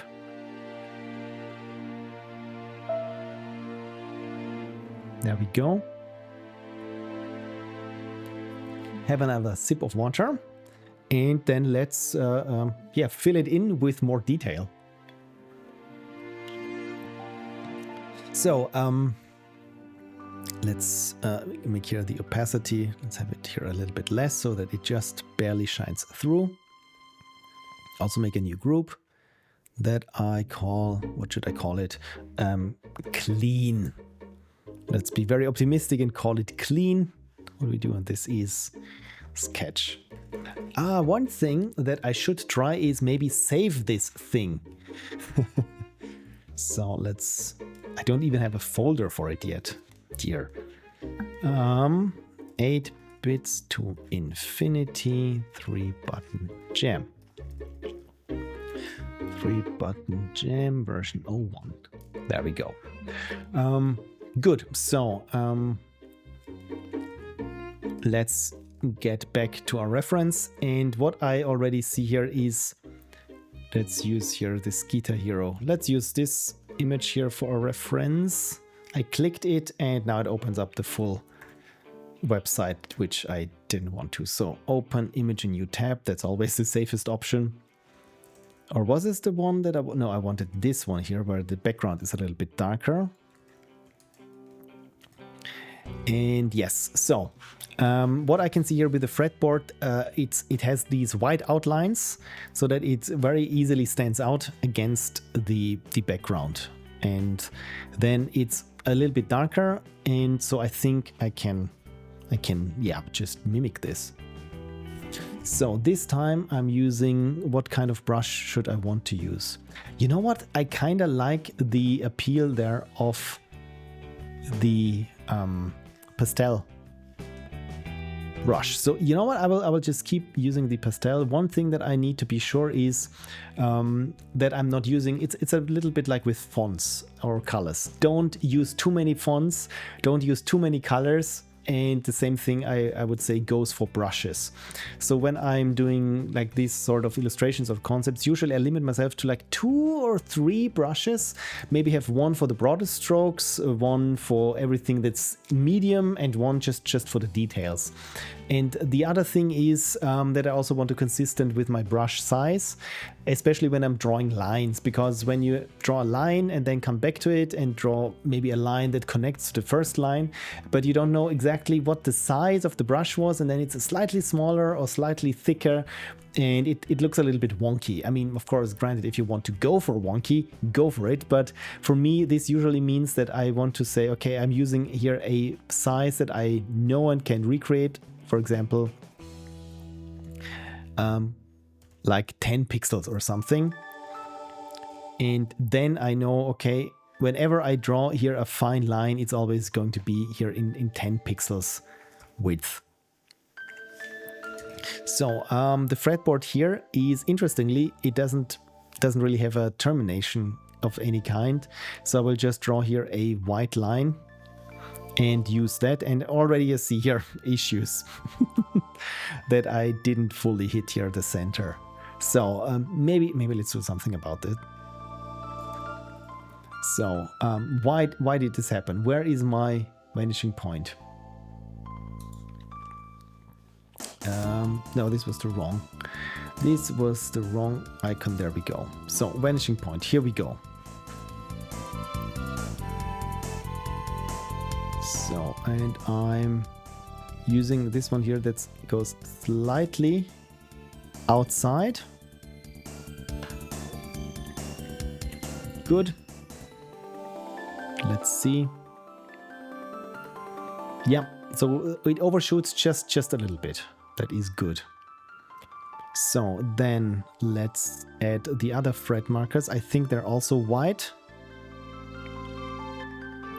Again, they don't need to be perfect. They just need to feel like they vanish properly.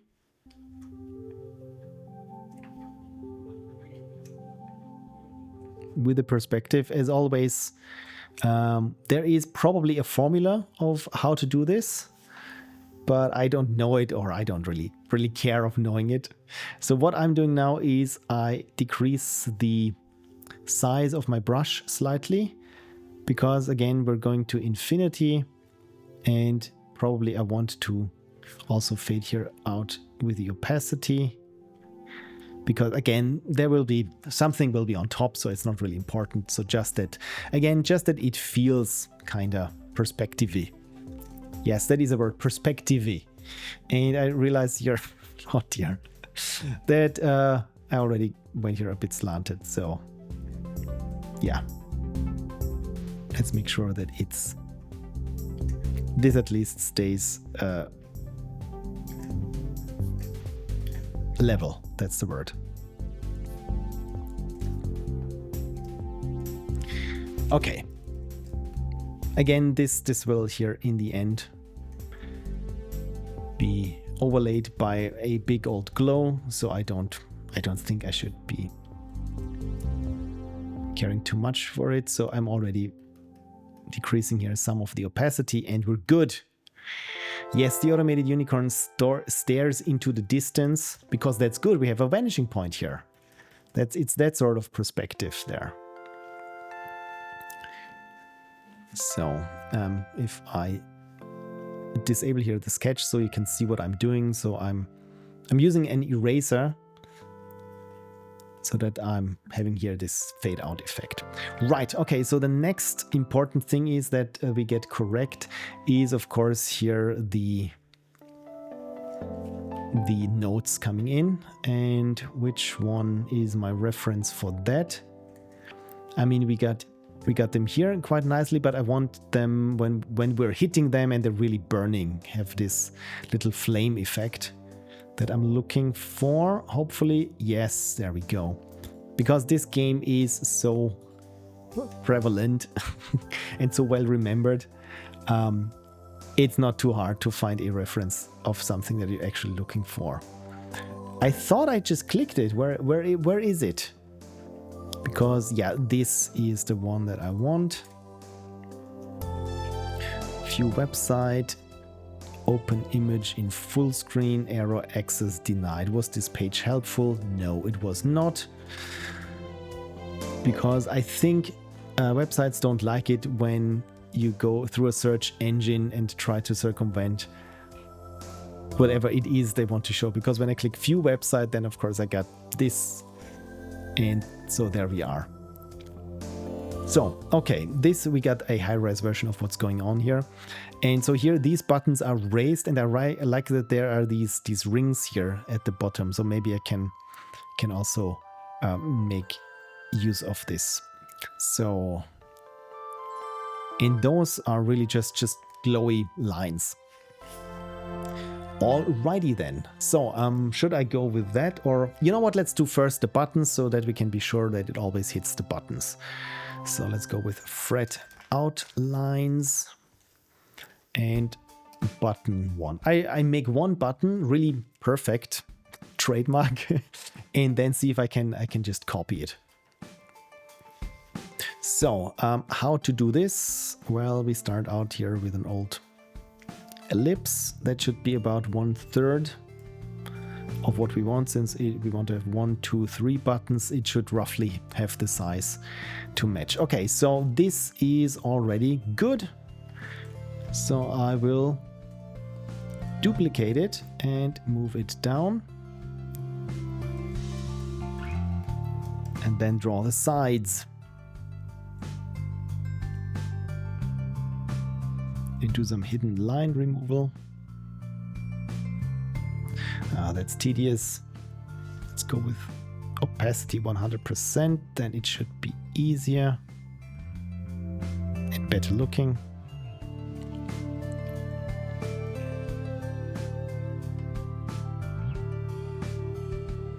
So does this look like a button that you could press?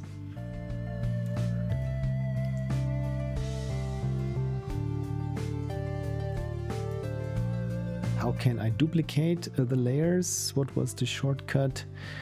New add layer, duplicate layer mask. Oh, it's Control J. Something that I would have never guessed. So yeah, it's a bit too big. So no, I didn't mean to do that. I wanted to scale it down.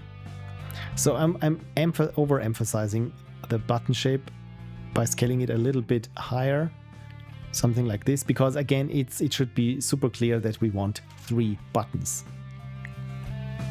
So I'm deleting now the other buttons because I haven't finished with the first one. There we go.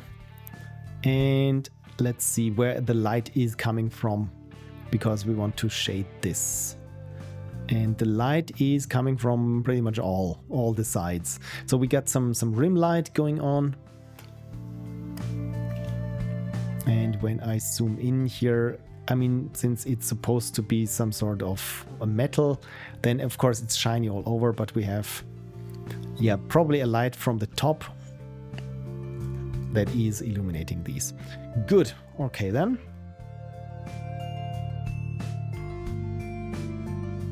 This means the top part is brighter than the sides. And I started out here with super bright white. So maybe that's already a little bit too much. So instead I will draw on top now with a color. And I'm using here red because with red I feel the most confident that it looks good, and then I can just change the hue should I need to. So, okay, I rotate the canvas that it's a little bit more comfortable with my wrist to do this, and I'm try to faithfully follow the shape of it that I have.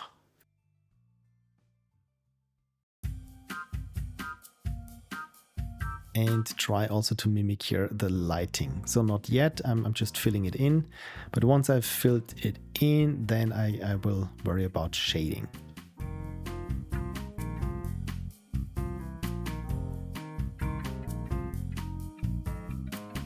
There we go. So satisfying filling in shapes. So, and you can see it's not perfect what I drew, but again, when I'm scaling it down for the final delivery, then it should look a bit cleaner. When I try to stay clean, and all these little imperfections will then even out, hopefully. So if I disable now the underlying button as my preview, then it kind of looks okay. So, right. Then I will go brighter and more saturated here for this top part.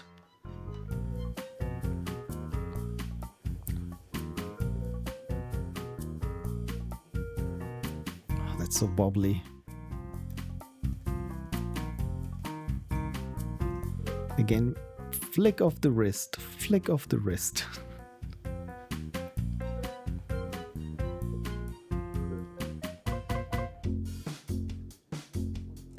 Yeah, it's good. It's good for now. It's good for now.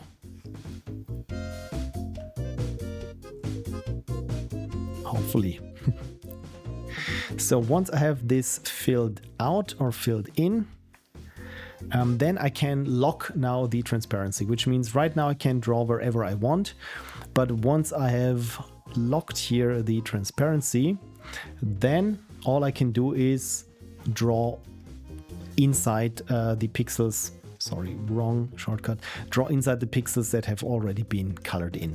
So this makes sure that I'm not, again, changing now the silhouette that I have.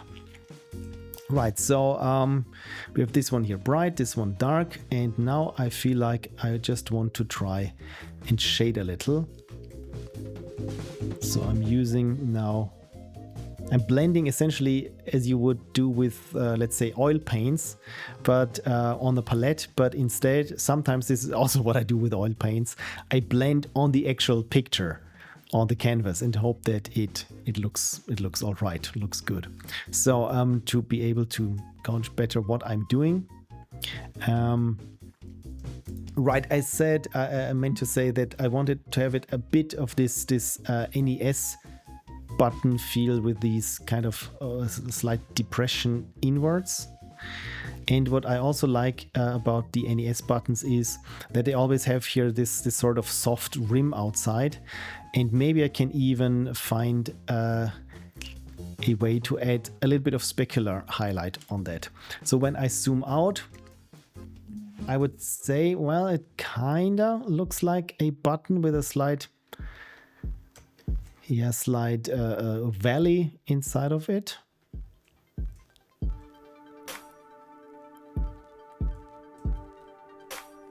And again, for this kind of shading, this is why you want to draw in 16 bits per channel, because it's all about subtle gradients, and you really want the precision for this to be retained.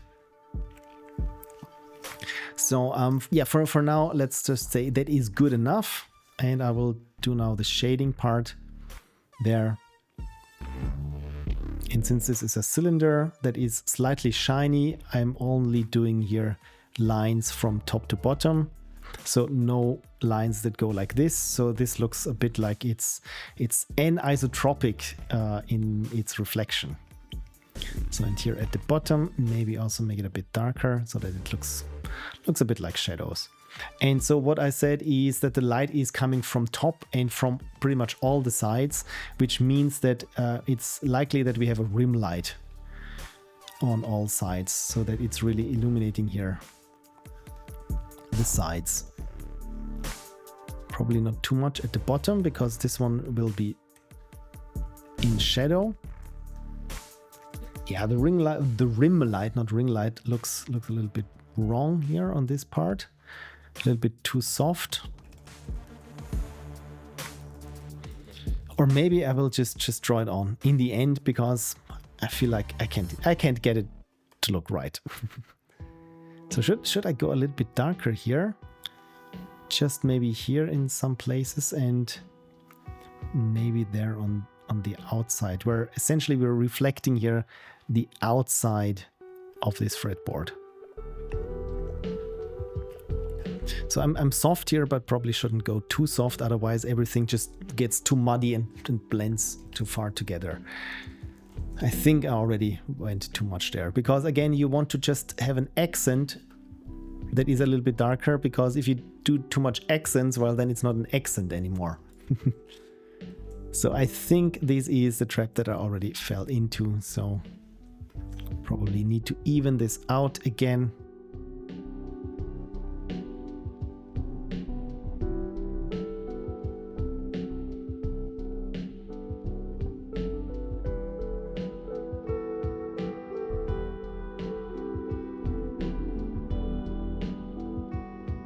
Let's say that that's good enough. So right, one thing that I'm maybe a bit too much into is specular highlights, so I need to restrain myself there, but I can show you what I would do here. So I'm changing now my brush size, what we had, from 10 to something that is really pretty small and tight. Let's say you have 4 pixels. And again, where is the light coming from? And I will say, well, it's obviously coming from here. This is our main light source. Probably it's slightly a bit above it. So then we should have here our specular highlight somewhere here. Oh, this is wonky. And maybe here also on this side of the button. And maybe if we have a rim light here, then also on this side. And when I zoom out, suddenly it looks much more plasticky than it did before. So I think I kind of like this. Maybe not this here on the side. But again, when we have here the other button on this side, that is, was it yellow? Let me check. No, it was green. So the first one is yellow and the next one is green.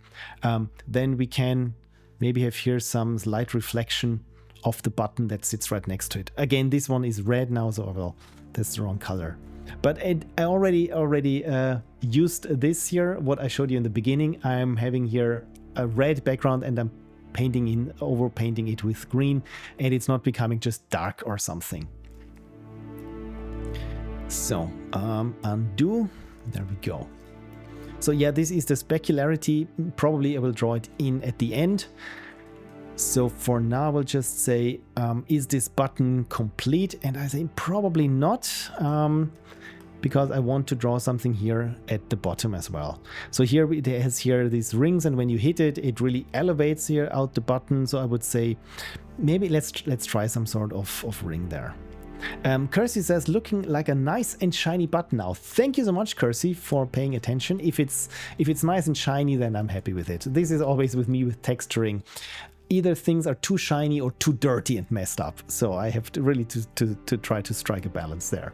So for these kind of where the button comes out of, maybe it's implied that it's some sort of hole, so that it has here something that's slightly darker around it, so that the button has some leeway should it be pressed to go down into. But because this is such a strong contrast now, I have to make sure that it doesn't look too wrong or too, again here, too frizzly at the edges. And maybe it helps when my brush is a little bit smaller and better defined. Yeah, this looks a bit better now. So, and now I need actually to shave off here some pixels of the button. So this is why I deactivated now. It's lock to the opaque pixels.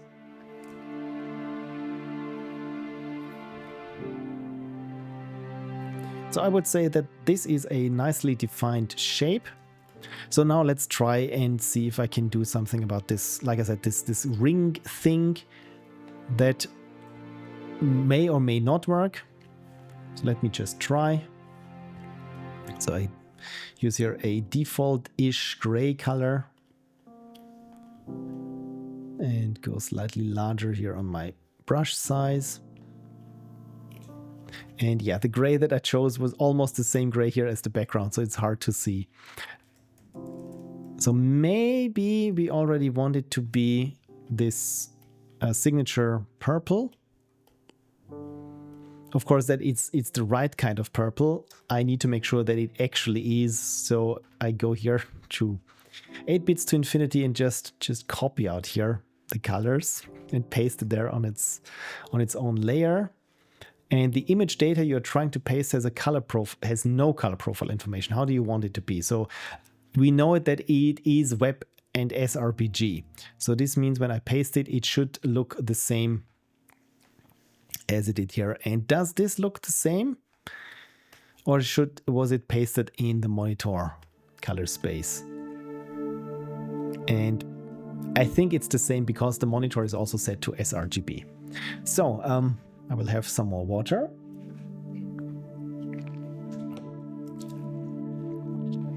And yeah, just go with that and pick my color from there. So I call this purple ref.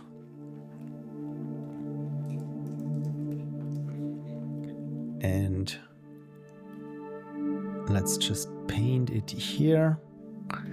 Again, I'm not too concerned with how it looks right now, because as always, we can fix it later. I just need to get the basic shape right. So it's drawing now on top of this black hole that I just painted, but it's okay. I can just sort it underneath. And does it have to be a bit wider? Something like this. That it feels like there's more detail work going on. So it's a bit like painting the Saturn ring.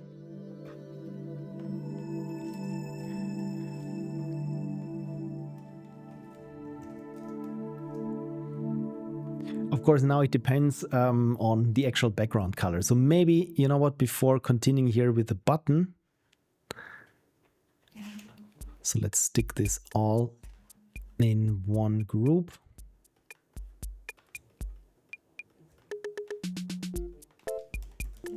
Before continuing with the button, I meant to say, let's just make sure that the background color is correct. So add new group, BG, save, by the way. And I'm using something that was a bit lighter, like this kind of purple. So it was a relatively light take on the hue. So I already have here the hue, so I just make it a bit brighter here and fill it in.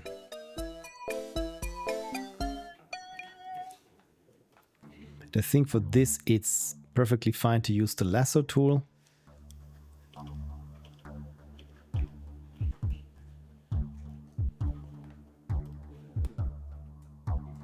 And the outside was dark purple.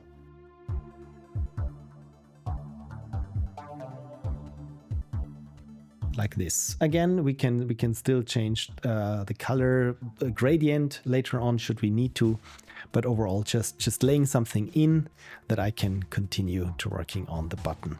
So if I enable the button, now we can see now here this ring around it feels a little bit too dark.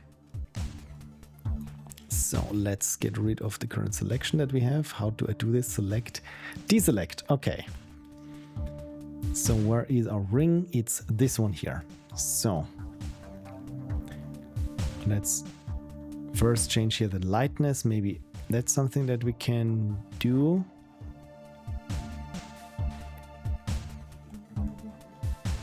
Or maybe hue and saturation. Well, the hue probably not, but the lightness and maybe the saturation. Let's bring down the saturation, make it slightly lighter. And move everything up a little.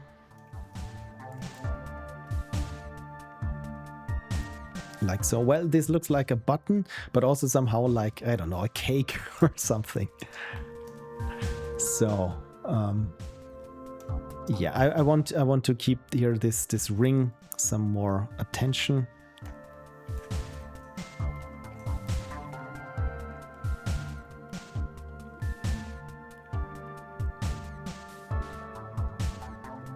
Again, that it's not as frizzled on the edges. That, I mean, we still retain some of this pastel brush look, but hopefully not too much like that it looks sloppy. The yellow highlights from earlier helped, I thought. The yellow highlights, oh yeah, the specularity. Yes, this I want to still add at the end because it's different for each button, and I'm going to copy and paste this button shape now for the other two buttons and then make adjustments on where the actual are in relation to the light source. So for now I just wanted to make sure that here this ring around them starts evenly. And you know what, if I make this slightly diagonal here, this starting point, so instead of going flat around it and having it like this, it looks like it's slightly tilted upwards so that it has some height to it.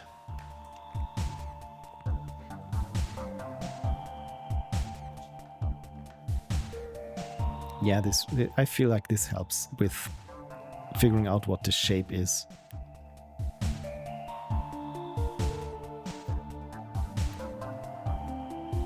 Yeah, it's not perfect, but let's say with good enough. And again, in the end, this painting over this is still something that you will never be finished with. There's always little details that you can tweak. So, okay, let's say that this is our first button. And let's duplicate this. What was it? Control J for just another one, please. So this one should sit here, and then one in the middle.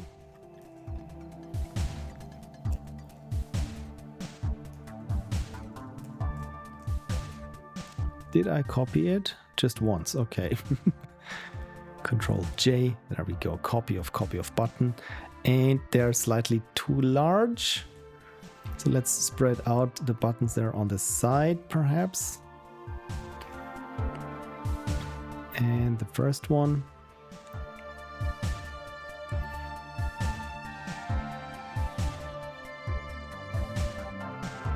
So I would say, yeah, this really looks like some fat buttons. So yeah, let's do something about the color. So we have yellow, green, red. This was decided upon. So I just go in and here change the hue. So where do we have yellow? Right now, what's happening now is, since I did this all in the same hue, this means that the shaded part will just be a darker and less saturated version of the color. So it's the same hue, it's just darker. Sometimes, especially for yellow, you also want a different hue on the shaded part. For yellow, this looks always good when it's slightly red, for example. I can show you an example in a second. Okay, probably need to use the mouse for this. That's a little bit easier. So let's go with higher saturation or higher lightness maybe. So the lightness here is really something that I hardly want to change. So when I hit colorize, since everything was here in the same hue anyway, if I do this via colorize, it should essentially come out the same as I would have done it otherwise. So no, it still looks a little bit better if I do not use the colorize. So again, the question is, why is this yellow not looking like yellow? And for this, I need to change the lightness or the contrast. So for this, I need to go and use the curves. So now it looks like proper yellow. So, and also what happens here with the curves, you can see here when I get darker here with the curves, also here the yellow changes. So here it stays yellow, and here in the darker part, it becomes orange. So what I said is that it becomes a little bit more red, and suddenly this looks a bit more realistic than just like so, where it just becomes a little bit grayer. It still looks like plastic, but this, when it has a slight change in hue, looks a little bit better. Right, so the next one is the green one. So again, what kind of green? Oh, this was the wrong one. We want the middle one.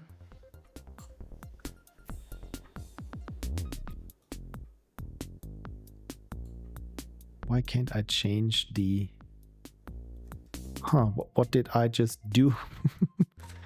So we're here in clean. We have here the button 1, button 2, and button 3. Okay, there we go. So I need to put this button between those others. Yes, this is button center, and the other is the button right. And I'm going to save it. So button center. By the way, if you couldn't follow, because I was zoomed out here in my layers. So this is how I organize things. So the purple ref and the button, actually, these things I don't need anymore, because I had this here in my original button and then just copied it over for the others. So I don't need this. So where we are is in the center button, right? And there I want to change the hue, and that was to green. So the question again is, to what kind of green? Glad that you asked. Probably we should pick something again here from the website. And as always, the logo is probably our best source or our closest source that we should be using for colors. So we'll just paste it there. Okay, this is the type. Oh, I put everything in type. That's not good. I should put everything here in clean. There we go. And on top of everything, I make another group. So this is now the layout. So this is the clean drawing that we have. Underneath here is the type that we have, and the lowest of all is the sketch that is currently hidden. And here this group is just the reference for colors. Where is my mouse pointer? There it is. So I'm pasting it here as WebRGB and move it and pick the green from here. I said I picked the green from here. There we go. So here on the color circle, you can see it's this hue right up here.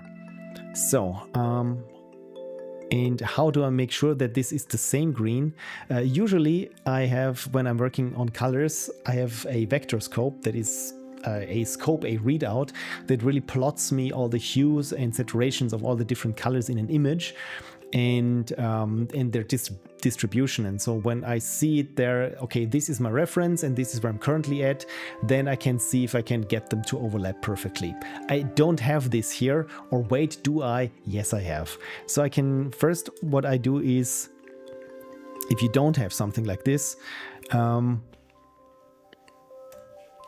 is to paint yourself here this swatch of the color that you want to have here in the background, and just put it here in the background of the thing that you want to get the same hue. And that way it's much easier to arrive there, because you visually have this comparison where you can see how close you are to this exact kind of hue or this green tone.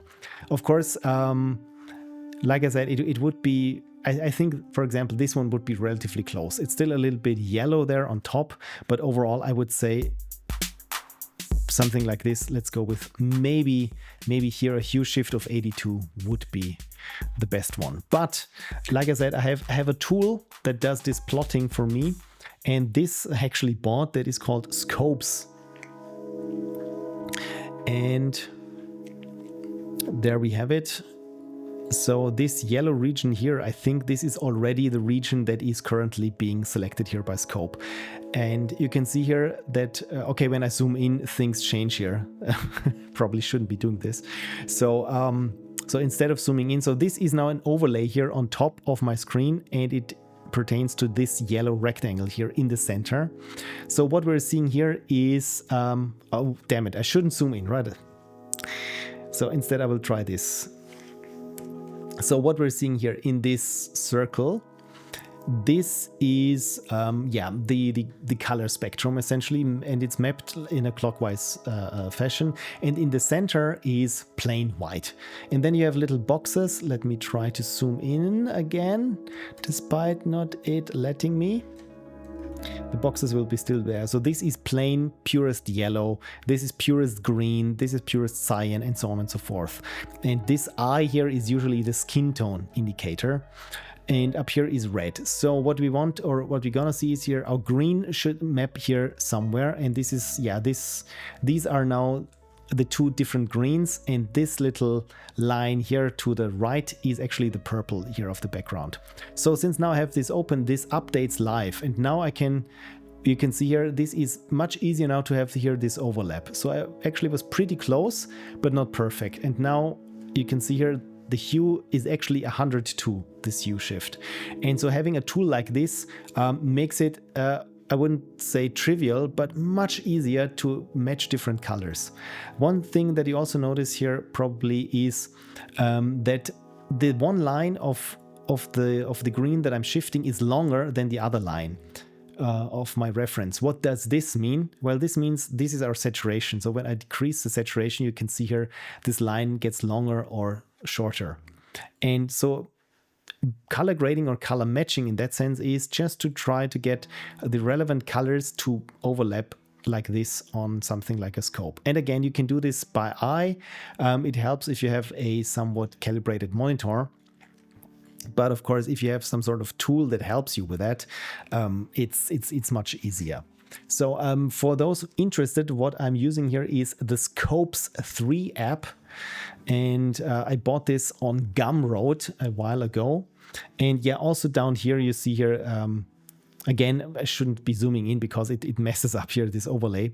But that's a waveform monitor, and essentially it's not quite the same as the vector scope, because here it plots for the individual color channels, red, green, and blue, the lightness. So essentially this is a cut horizontally through this image, and it says here for, also not just the image, it's this portion here. So For example, here it's a little bit darker. This is the part here at the side, and then it gets slightly brighter. And it's a little bit wobbly because this is my line. But so when I change here this portion and move it around, you can see here also this waveform changes because we're seeing... Now, these are here in the waveform. Now you can see these 3 buttons from left to right. And those are their color channels that are mapped out. So again, it's something to... this vector scope here on top is that helps you identify or isolate certain hues. And down here, these waveform monitors is about brightness and how light something is. So yeah, this was a crash course here in the vector scope. But again, you can see here how helpful having something like this is, because again, you just sample the color and it shows up here, and you just try them to overlap, and if it does, congratulations, you've won. So the other button that we had here in our reference was the red one. Okay, good. By the way, I think I can close this now. So let's hit OK. Otherwise, this all would have been in vain. And get rid here of this splotch. And I will save this. And you know what? Maybe save this as a new version. Save as version 2. And have a sip of water. Cheers.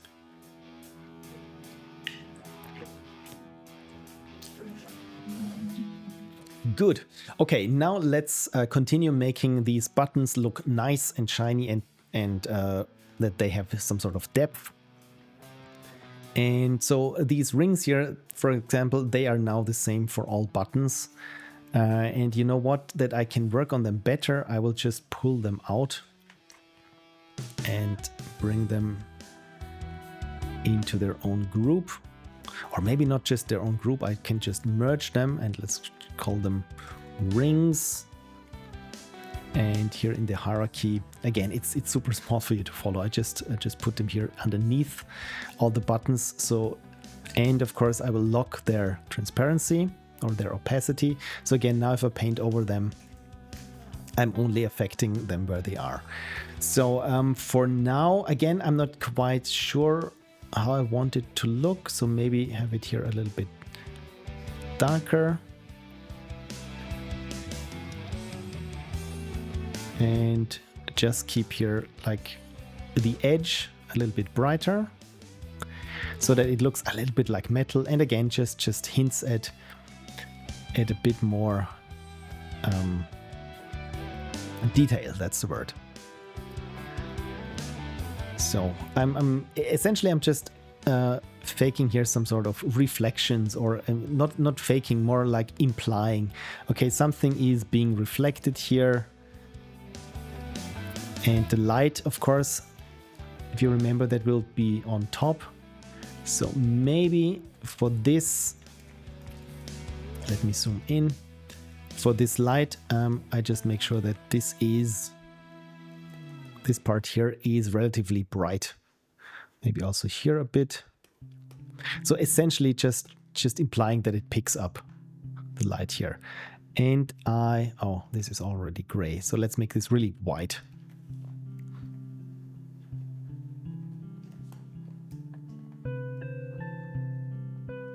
Because this will get downscaled anyway, if you remember. So if this is then just a super hot pixel, at this point, we're good. So if I zoom out, you can see here, it has some sort of, it reads better against the background. And essentially, this is all that I want. So the other thing that I said is let's add some specularity. So specularity is, again, the super hot and sharp highlights. So if you have something like plastic, of course, this will be just a little dot, and this implies, yeah, how shiny a surface is. For example, let's do this here again, just as an example. Let's say here that this is red plastic. Well, then of course we have here like here these super shiny highlights, and then maybe let's say also I highlight here in front. If I go zoom out, you can see it. I mean, it's not perfect, but it looks relatively shiny. And the idea is the more diffuse something is, the less shiny, the rougher something is. These highlights, these super sharp points, will get less in intensity, so they will get weaker. But also they spread out. And there is this energy conservation thing in physics, which means that you cannot, for example, a reflection cannot be brighter than the thing that it's reflecting. So even if you have a perfect mirror surface, let's assume, and it reflects the color of the sun, or the sun is hitting it and it reflects an image, it will, of course, never be brighter than what it's reflecting. So this, in our case, would be a an infinitely small point, this perfect reflection. And if you have a surface that is like 99% reflective, then it has like already this point. Or if it's, let's say, 50% reflective, then the light will be much softer and more diffuse reflected, and again not as strong. So this is, in the end, it's like the numbers have to add up. So if you sample like just this one hot point and it reflects 100% of the light, this is good. If you have like, let's say, 20 points and each of them reflects 5% of the light, and then you blend them together, this is also fine. Again, it just needs it never to exceed that the incoming light is bigger than the reflected light. So yeah, a little physics or optics crash course. But again, this is, I mean, it helps for drawing. Of course, you can, in a drawing, you just do what looks good and what looks fun. But in 3D graphics and that sort of shading, if you want to work with physically correct shaders, this is really a concern, this energy conservation. And I think most physically based shaders already have this built in. You cannot, or I mean, of course you can in some way break this rule, but it's really, essentially there are guardrails in there that you do not. So, okay, where do I want my specular reflection? That's the next question. And again, my light will be here on the top in the center. So essentially it's going to be reflected. I'm just drawing here some helper lines. So essentially this will be also the light reflection. And since those edges here are circular, this is where their specularity will be along this axis, so to speak. So, and for that, I'm just wobbly. I'm just using here this as a guide. So this would be the center of my reflection, and then it gets softer on either side. Damn, my tummy is rumbling. I thought I'd eaten enough today, but apparently not. So I'm just trying to follow here this curve. And again, it's a very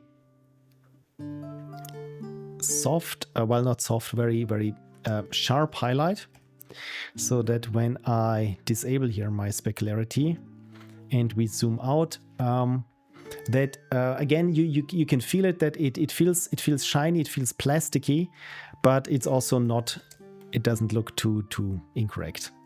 Eat water, that's the idea. Cheers. Yummy water. So this is again not too nicely defined, but it's good enough. It can be a little bit, like I said, a little bit splotchy. It will even out in the downscale. Cool. So let's continue on this one here. Center one. Always make sure that you're on the right layer, of course. And because this is in the center, it's a bit like with lens flares, where everything is really on this one line. This one perfectly mirrored in the center.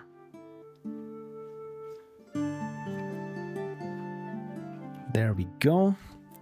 Probably have to come back in when I disable the overlay of my reference guideline here. But overall, I think this already looks kind of neat. Of course, clean it up a little bit with the inconsistencies. And if I were now an airbrush artist in the 1980s, I would add, of course, little star shapes wherever there is a super hot highlight. I can quickly show you how this looks like, because this is what I did as a kid when I first got my hands on something that has this airbrush functionality like Photoshop, because I grew up in the 80s, so this is all that I know. So let's do this on its own layer. But once you see it, especially then in older things, in older, airbrushed vehicles, let's say, you always see this. So that we have here this soft spot and then this little X shape. Yeah, the size of the brush, by having it a quarter of a pixel, might have been too small. Let's go here with 2 pixels.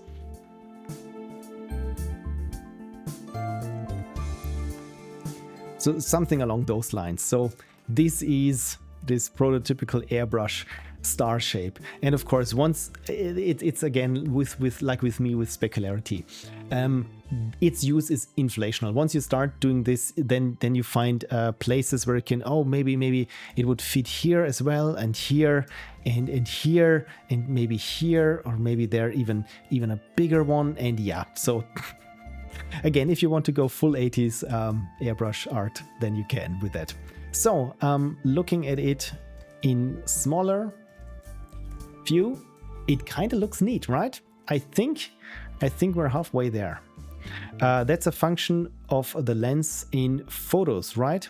Where this actually happens. Indeed, there are different optical, let's say, places where this star shape could occur, but most likely it has to do with the lens.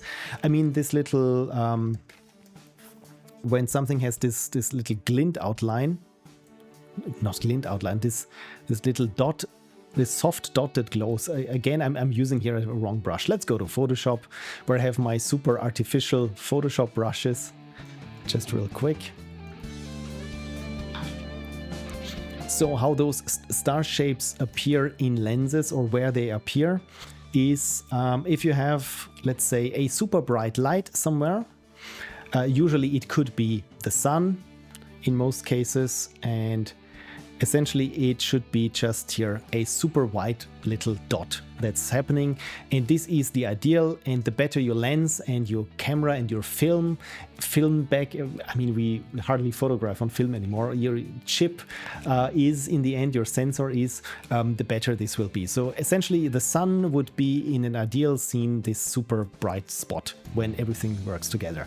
But now comes the issue with the lenses. So maybe if your lens is has some certain characteristics that it's a little bit older or not that well worked, there could be a chance that it creates here this something like this little soft halo. In older films, or sometimes even on the sensors, is a problem that, again, if you have something that is like the sun, that is very bright, and then the pixels on a sensor also influence the surrounding pixels. So essentially you would also get this sort of halo shape around it. And the other thing is, with film, you have a similar effect, but it's not that the surrounding pixels are influenced, but the sunlight, let's say it's a sunlight, enters the film and then bounces back from the backside of the film and illuminates also or exposes the silver halide crystals around this from the backside. So this could be in the lens or in the film, actually, what is happening when you have something that is super bright like this.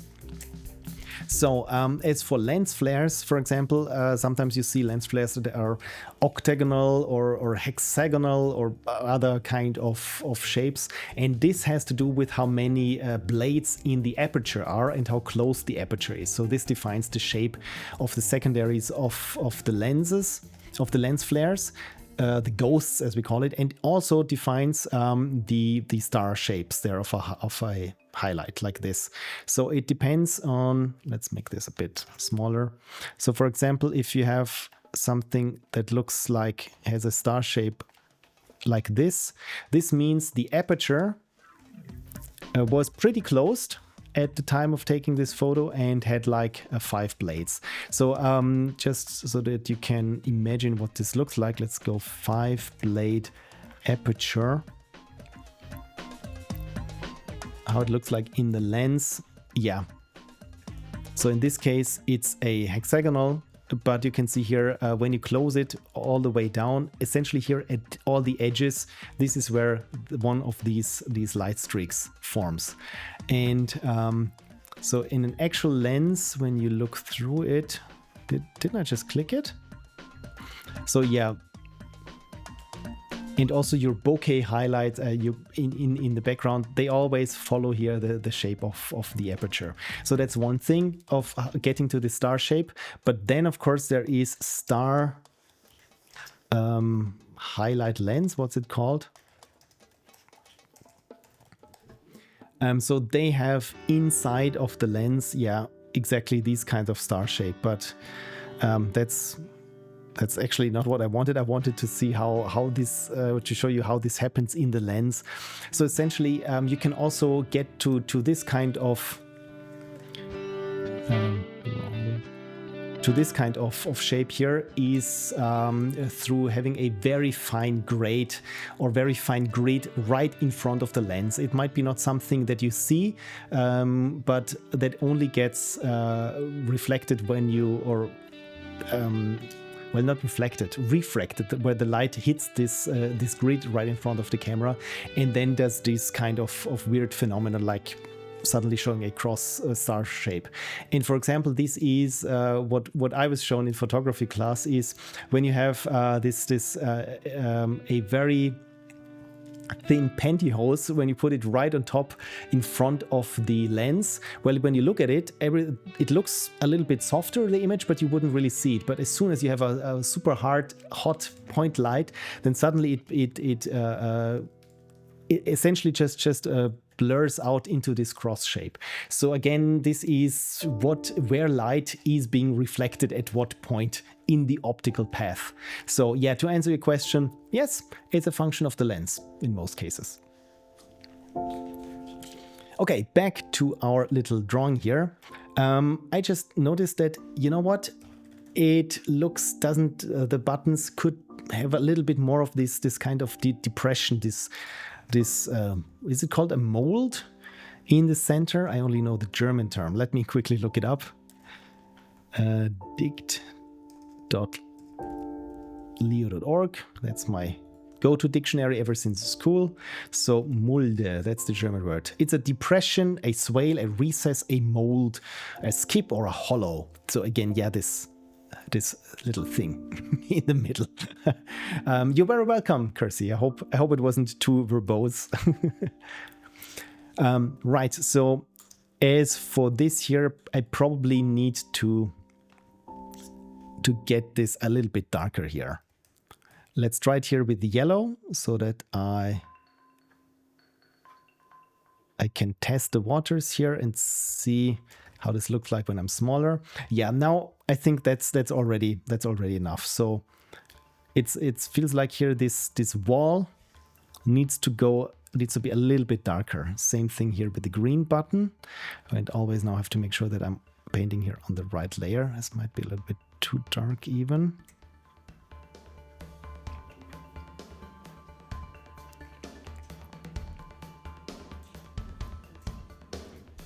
Yeah, I'm already being a little bit perfectionist about this, but again, when you're having fun, I think that's fair. Yeah, I think that looks better.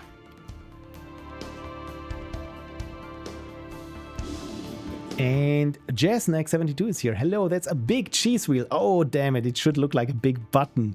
But thanks so much for dropping by. Yes, to catch you up on what I've been trying to do is I'm doing an illustration for the 3-button game jam for 8 bits to infinity, and we already agreed upon on a design. So just real quick. So this was the sketch that I gave to them. So it should look like this Guitar Hero scene. Then, yeah, this is the actual use on their webpage and on the itch.io page. So this is how the illustration will be used at the end. And yeah, here this was the color sketch, and they decided for sketch number 1. So this is essentially what I'm trying to paint now here, just very neatly and nicely. And Serious Slothy says, "Cheese, you say? Hello? I'm really sorry that this is not cheese. It should look like a button." But I'm glad that you're all here. Thank you so much. Cheese button, auch gut. You're welcome. For those who don't speak German, it says auch gut means it's, yeah, good as well. Might as well, essentially. So yeah, this 8 bits to infinity, this is just for me so that I could pick the colors that I've been using. And hope your stream is going good. Yes, apparently it is going very well since all of you are here. Thank you so much for asking. Yeah, I couldn't ask for more. I'm having fun drawing button shapes. And so almost the hard part is done, I would say. That is the button. By the way, here, this is the sketch. So up here, there should be, let's make this full. Up here, there should be some sort of lens flare or just some glow that is in the infinity, because it's 8 bits to infinity. And the background here should be a little bit darker, maybe some silhouettes of something, if I can think of it. And of course, we have here these glowing streaks coming in. Very much reminiscent of whatever is happening here in Guitar Hero. Where was the image that I had before for that? This one here, where we have this little spark going up. So that's the idea. That's the current state. And yeah, all I need to do is finish. So I will save this now. So where is the paint layer? I call this specularity. Yeah, and just before I had an aside on where the lens, where the star shape happens in photographic images when you have these little star shapes, and a big aside on specularity and energy conservation of materials. Ah, good stuff. So first, some water. And yes, I think the next one would be those glowy streaks here. I mean, they only glow in Guitar Hero parlance, at least, and when you actually nail and hit them. So only the rightmost should glow like this, and the others should look like the default ones. Where do I have it? Secret of Monkey Island. Oh yeah, this was right at the beginning there. So Guitar Hero in-game. Always good when you know exactly how to search.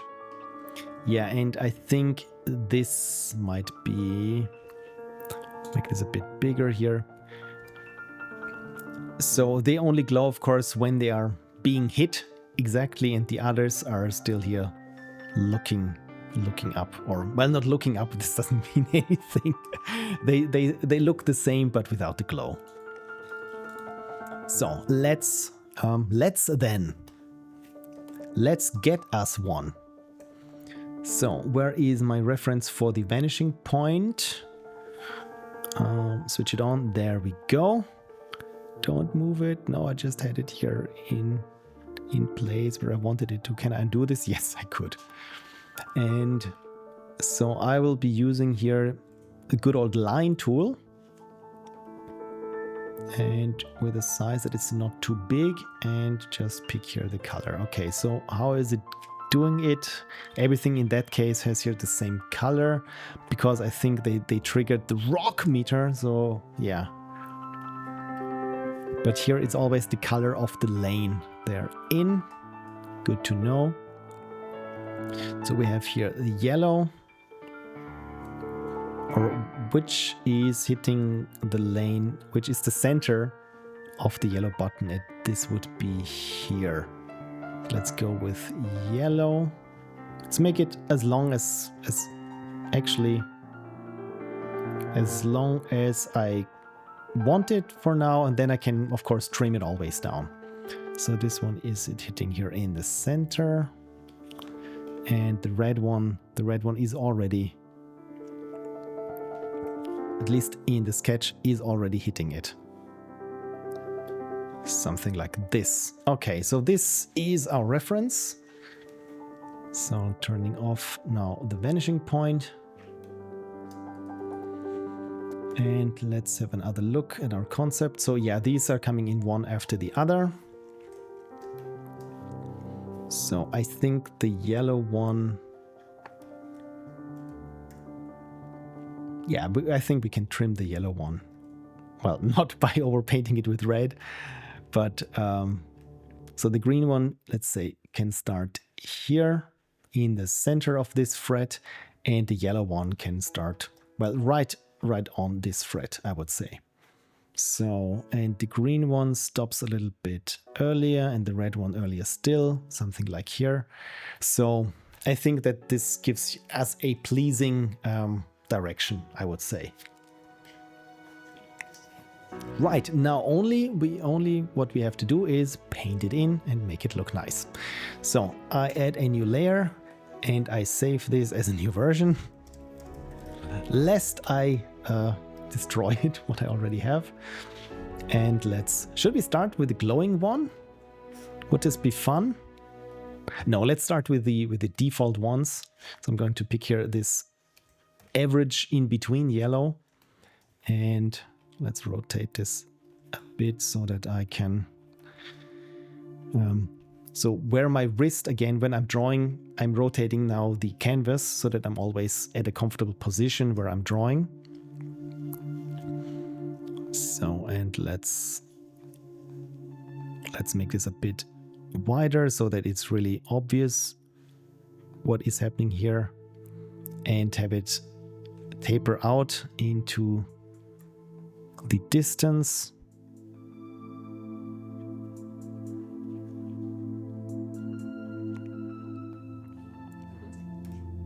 And here I think it would be good if it has this round cap to it.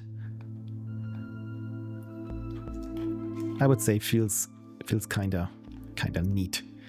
Okay, then let's add another layer. Let's call this streak yellow. Always name your layers, kids. Always do this. Otherwise, it's no fun when you troubleshoot and all you do is switch on layer 85 and see how much it affects layer 51. So streak green.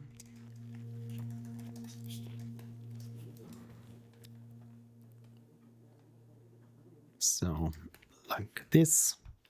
And let's pick again a medium kind of green and start it out here. Again, if I exaggerate it a little bit, again, it needs to be legible and discernible of what it actually is at a smaller size. So when in doubt, just go a little bit bigger and bolder with the shapes.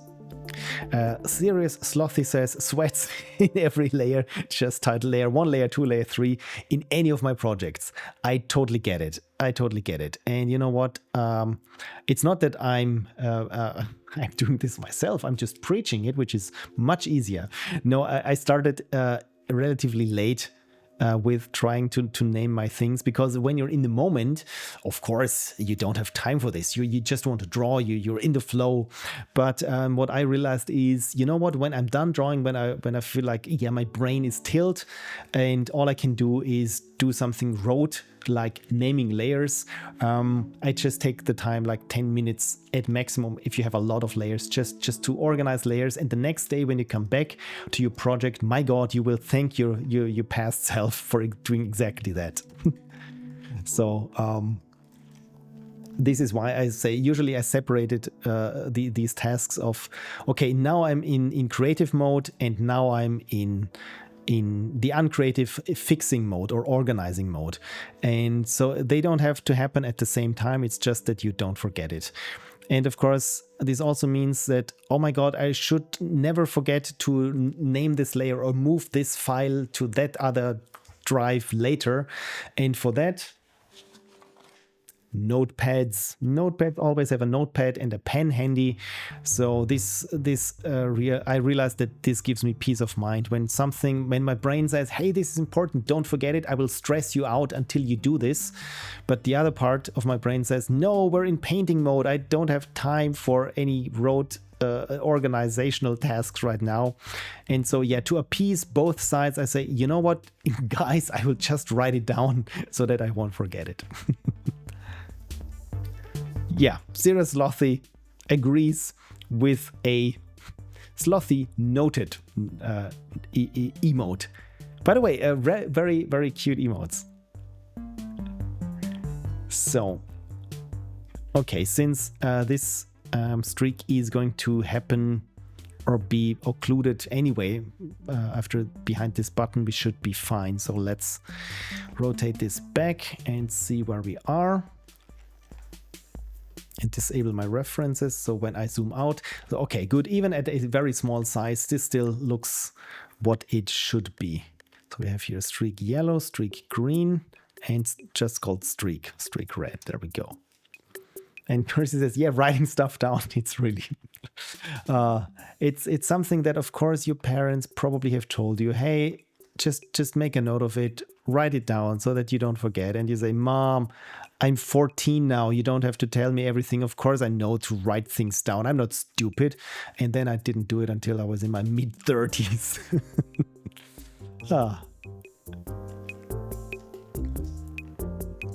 So streak red. There we go. Okay, I kind of like how the streaks look. Glad you find this funny. Slothy. Slothy is a nice chill name. So maybe I just realized it here, the green could start a little bit later, just so that it's, again, it feels it feels kind of better. What way of saying this? What kind of saying this is it? Yeah, my brain is, again, when I'm too much into creative mode, then of course my language brain feels like, oh, I'm not needed. I will shut off now. And I say, you cannot shut off now. I'm in the middle of a stream trying to talk, at least in English. Please don't let me down, brain. Brain says, well, we will see about that. Okay, save this. Good. So we got the overall shape. I think I'm pretty happy with that. So the glow is very glowy. And if it's not glowy, then it's, where are we? Yeah, organizing my tabs. Well, then it's, again, it looks like here a lightsaber. It's like we got the lightsaber from Temu or Wish. So just have something in the center.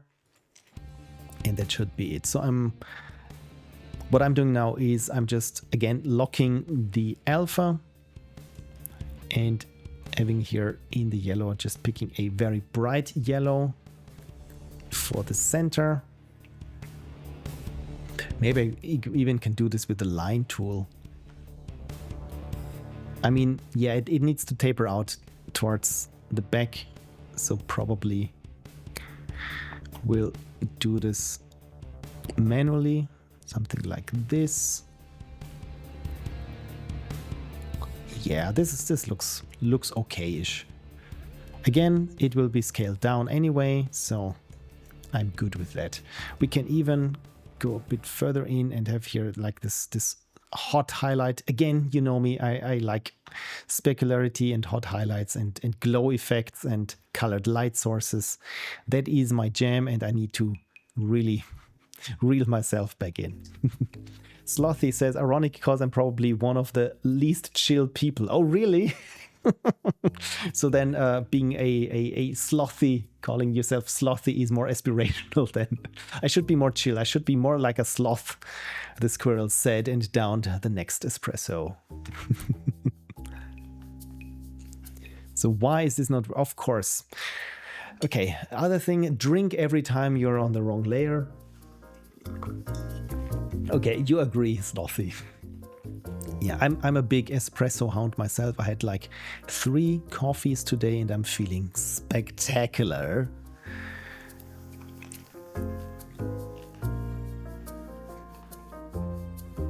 So, making here this glow stick.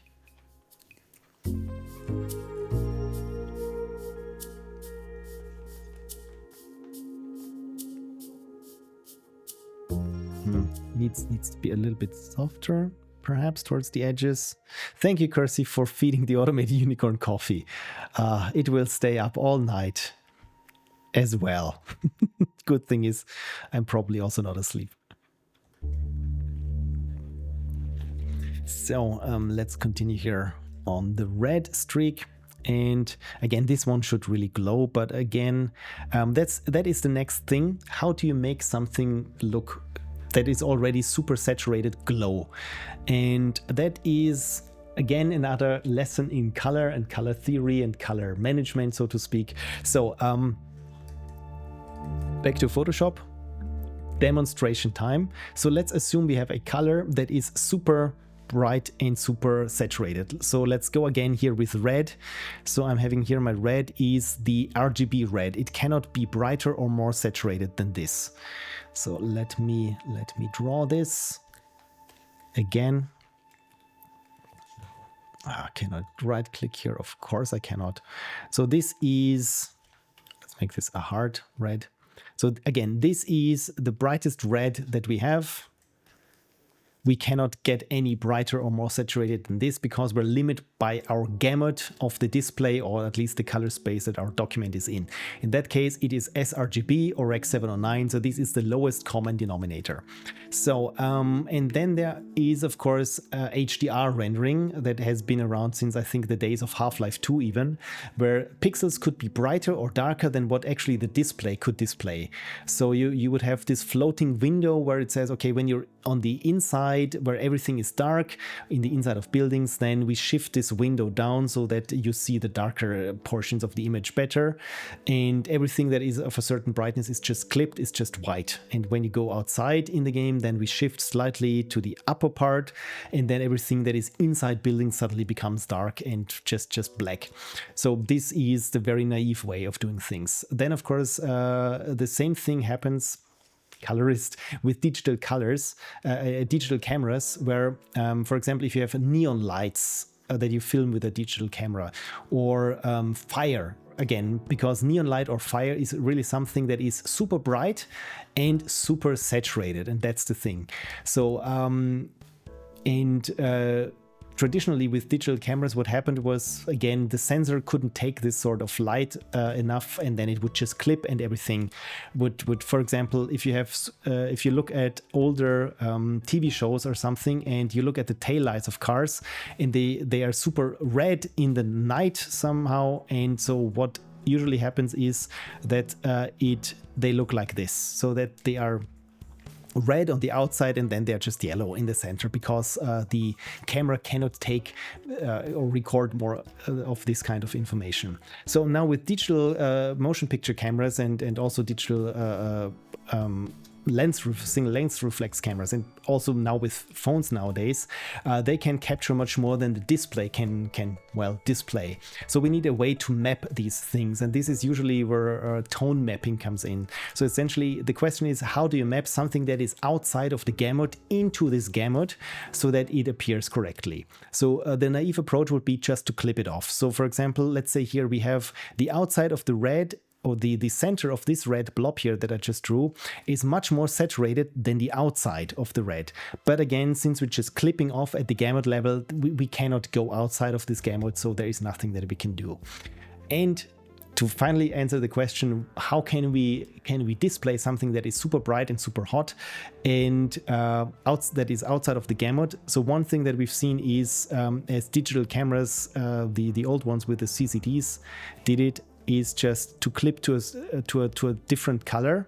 So with red, for example, here when we go towards yellow, and instead of having here a blob but making it a bit softer, we'll try to have here this as soft as possible, so that we have some sort of gradient here. Suddenly this still looks like red, but the downside is, of course, we've changed here the color. And what, for example, Ace's tone mapping is doing when you're using Unity or something, they're also doing something similar, where it's I'm doing here the red thing again, but instead of going switching to a different hue, what they are doing is they're clipping towards white. So when I try to simulate this now, something like so, of course it's a little bit softer than what I've been doing here, because yeah, Photoshop brushes. Let's reduce my opacity a bit so that I can somehow get a little bit closer to what I mean. But, and this works surprisingly well perceptively, because if I, wrong layer again. So if I have now here these two blobs right next to each other, let's make this one a little bit blurry so that it's fair. Gaussian blur, something like this. And I ask you which of these reds is brighter or more saturated. Pretty much all of us would agree it's the left one, because again, it's so bright and so saturated that it clips towards white. And again, this is in many cases also works, these kinds of tone mapping tricks also work in 2D graphics, because again, we're very much used to it, of how these things go. So the filmic approach in our case would be, again, filmic in a sense of what the actual film emulsion is doing. That is another interesting thing. We're not shooting on film anymore, or at least if you aren't, I don't know, Quentin Tarantino, you're not shooting on film most of the time. Or who was the other one? In David Fincher, I think. Everyone else is shooting digitally, but you still want it to appear like this was shot on film. The reason being is that an untreated digital image looks a little bit too technical or too video-y. And of course, if you run on Netflix or something similar, or in the theater, you want it to have this filmic appeal. And what film is very good at, because this has been developed over 50 years or longer in terms of color film, is the skin tones, that they look very natural and very appealing. So this is nowadays what we have in color grading, is we have emulations of film emulsions. So essentially it's again, it's a lookup table of, okay, what could this color in video space look like as if it were shot on a certain film. And also Photoshop has this, for example, and this, sometimes you see this as LUTs or lookup tables. So in this case, it's color lookup, and Photoshop has here also some sort of 3D LUT files, something like a Fuji Eterna or so. So when I click this, you can see here the colors change. For example, here now my red becomes a little bit purple at the edges and so on. So and again, these kinds of film emulsions also treat colors that are outside of the gamut differently. So how would they appear on film? What would an oversaturated film do with such a color? And again, also in most cases it would be clip towards white, but at a very soft roll-off curve. Roll-off being, for example, if you have a bright light and you shoot it with video. Okay, I'm completely off track now, but I can show you this. So let's say we have a bright lamp and it's a little bit foggy, and we shoot this with a video camera, and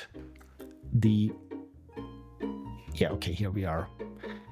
And it looks like this, and at a certain point,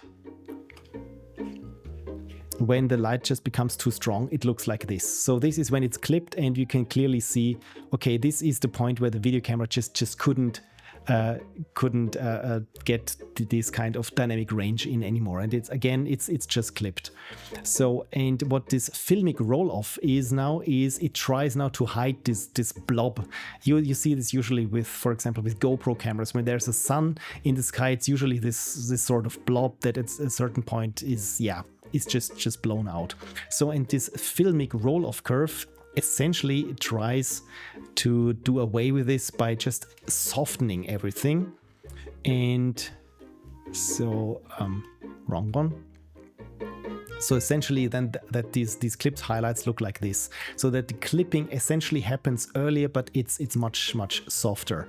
So and again, this is also when you want to draw something that looks like it was shot with a video camera or a cheap camera, then I intentionally try to mimic these kinds of cut off and let's say this here orange tail lights in the center or something. And if I want to try to look very filmic in a sense, then I try also to do this kind of film emulation things. My God, that has been an aside. All I want to do is draw something here that looks like it's glowing. So cheers, let's have a sip of water. And finally, let me continue with the glow here. So again, this is one of the reasons why we have here this core of these streaks here in white or going towards white, so that again it feels like it's super bright. So for example, here for my red streak, to make it feel glowy, I will do exactly what I just told you, and instead of making it, trying to get it oversaturated or something, instead I make the surroundings as red as it is currently now, and then we'll have this center core of it clip or roll off towards white. And this will look like a somewhat plausible glow effect when I do things right. So this is now here this outside glow, and as for the inside glow here of the streak, again I will here go just with white and try to make it a bit softer here, but not too soft, so that it feels like it has a core, that these artificial streaks there have some sort of hot core in the middle that is emitting all these super intense lights, colored light sources. They're emitting the light sources. No, they're emitting the light. They act as the light source. Sorry, I get carried away. You know me by now. So let me bring these streaks now underneath the buttons there. There we go. So the red one now looks much brighter. And I can hear the center part. If I increase the lightness, then it has here this lightsaber effect. That's very cheap. All I'm doing is just lifting the color until it's closer to white, until I get to a point where I feel like, yes, this looks like it's glowy. You can also change, of course, the hue here of the center. For example, if I go towards purple, then again it feels differently. It feels like some sort of laser. If I go in the other direction, then at some point now here when it's green and red, this doesn't work. But for example, when I go slightly into this orange here, then again it has this appeal of this tail lights that are just streaking past. So yeah, glow effects and colored light sources. You can see that I thought a lot about them. So maybe that's something like this. You know what? Kind of happy with how this looks. Again, in small, it's pretty neat, I would say. So the last thing that I want to do today is do here this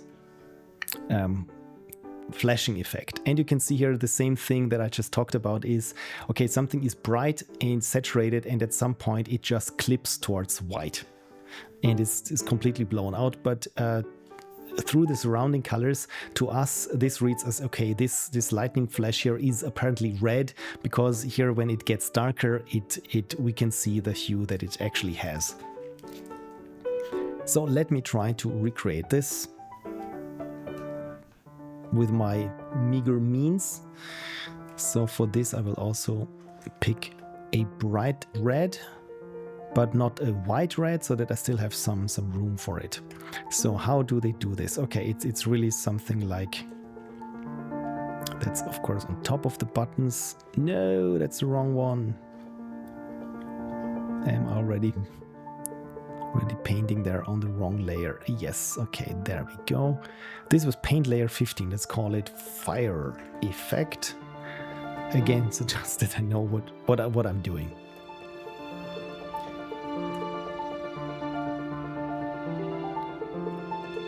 So how did they do this? Okay, so it's really this kind of effect that explodes there from the center. And for these kinds of explosion effects, then it really has to be these sharp lines. Otherwise, when the lines are a bit too tentative or so, then it loses some of this kind of impact, where it really feels like, okay, this this is exploding from a center.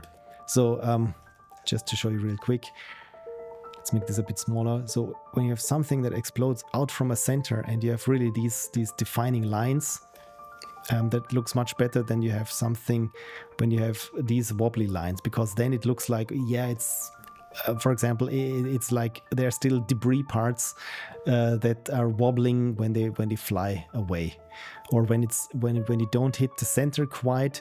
Then again, it looks not as forceful as something like this.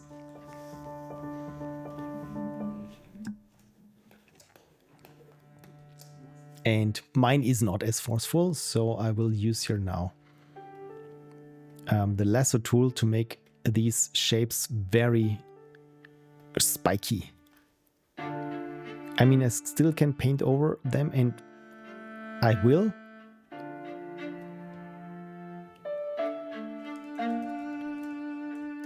But look at this. Now this really looks like there's some explosion happening underneath.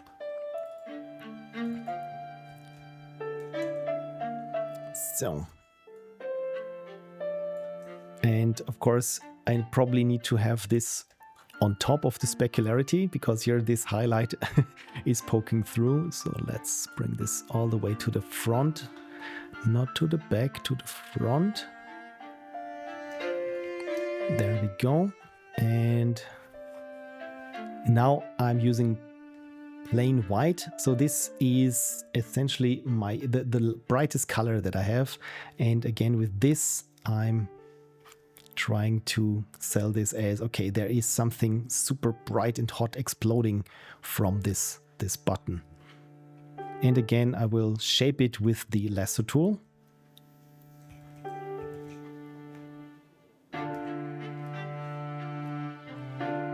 See, as soon as it starts to be curved, it looks wrong, or like it's not part of the same effect.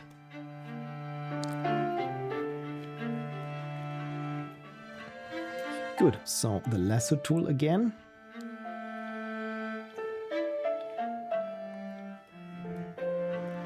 And cutting this off here. And here maybe. And here.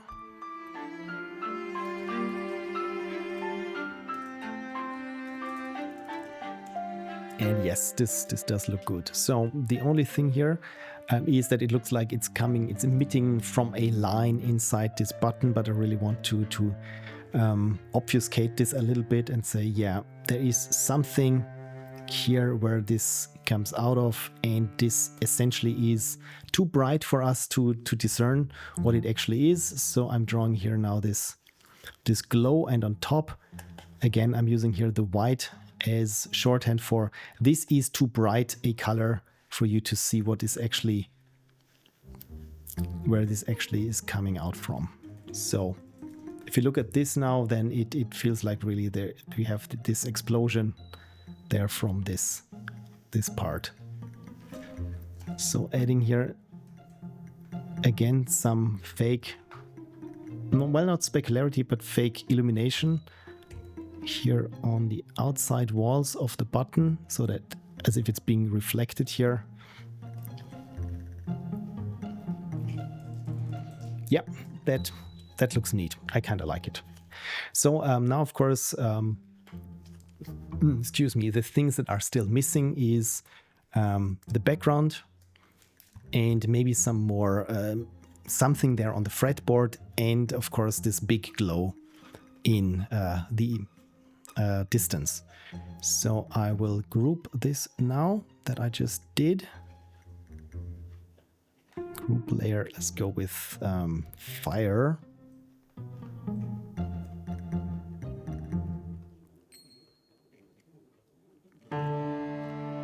Save this again, and let's try to make here this glow effect in the distance. So I call this, let's say, an infinity glow. And I like the brush that I currently have, so I just make it a lot bigger, this one, and bring down the opacity. So the question again is what color is this light source? Again, it's going to be too bright, and I think we could stay in the realm of 8 bits to infinity, and it's just, let's say it's just this purple color, but it's super saturated. So I'm starting out with the maximum of what it will reach, so the outside glow, and then I will keep adding on top of it. So to me, I've always found it's easier to add towards the center than to start bright and go darker on the outside.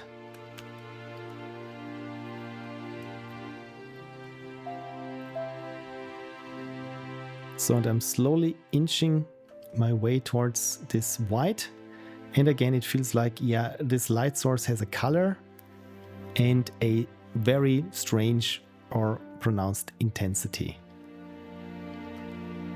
And because I'm doing this here with my pastel brush, it also has a little bit of structure to it, which I like. So, and of course now I can go crazy with all sorts of effects, like some streaks here, well, not streaks, some spiky balls. And again, it's a bit like with the lens flares or the explosions. These kinds of effects, you always want really to be perfectly point towards the center or shoot out from the center of the light source. Otherwise, again, it looks a little bit muddy. So let's make the brush even smaller and just paint here some sort of smaller spikes, but brighter. And also here, it doesn't hurt if it's a little bit too pronounced, because it's on its own layer, so I can take down its opacity.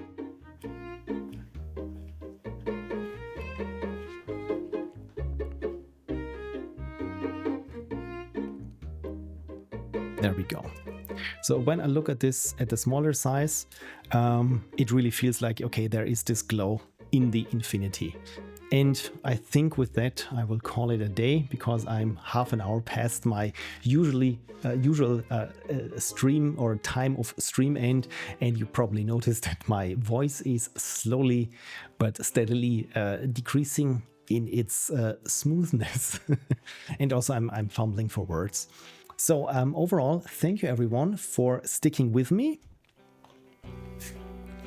and for being part of today's stream. I hope it was not too rambly or too, let's say, in-depth when I find something interesting to talk about color and how things behave. So I'm pretty happy with the result. And again, I'm happy that so many of you still just chilled with me doing drawing stuff. Mr. Troy says, I'm very thankful for that, though. Wonderful. And thank you for dropping in, Mr. Troy. I didn't see you drop in. I got to see you this week. Oh, that's so nice of you, Mr. Troy. I want to say I got to see you too, but I only saw your chat lines there, and it always makes me happy when nice people drop by. So yeah, big heart pack. Slothy also says thanks for the stream, and Kersey also says looks very good. Oh yeah, maybe one last look at how it looks now. A proper screen size. Can I go full screen? No, I don't know. Probably should have looked a little bit better into the shortcuts in Krita. Anyway, again, thank you everyone. I like the result that we had, and also thank you for the input regarding the perspective and how slanted these the frets should go. As you know, it's always a process. And sometimes people say when you work with clients and they say, yeah, sorry, I'm no expert, but could you try, or have you tried maybe doing that thing, but sorry, I'm no expert. And as always, I say, well, I don't know, let's try it and let's see how it looks. Because in the end, it's one thing when you feign this sort of professionality where you say, yeah, I've seen everything and I know how everything turns out. And in my perspective or in my experience, it is. Even after like 15, 20 years of doing something, I still don't know how something will turn out. So if a client says, I know this sounds stupid, but have you tried to invert everything? Will this look okay? And I say, oh, no idea. Let's try and see how we like it. And then it's a process. And this again is also the fun thing about working with these kind of creative endeavors, because you never know how it's going to turn out. And you only have a direction. But I mean, your direction, the journey will probably not be the end point, but it's good to have a point where you want to go, but be open for all the little diversions along the way, but not too open so that you get lost in the weeds, as I sometimes do. Anyway, yeah, I'm talking way too long because I don't know how to finish things, which is really a long-running theme with this. Kirsty says, does the jam have a link in case we want to join?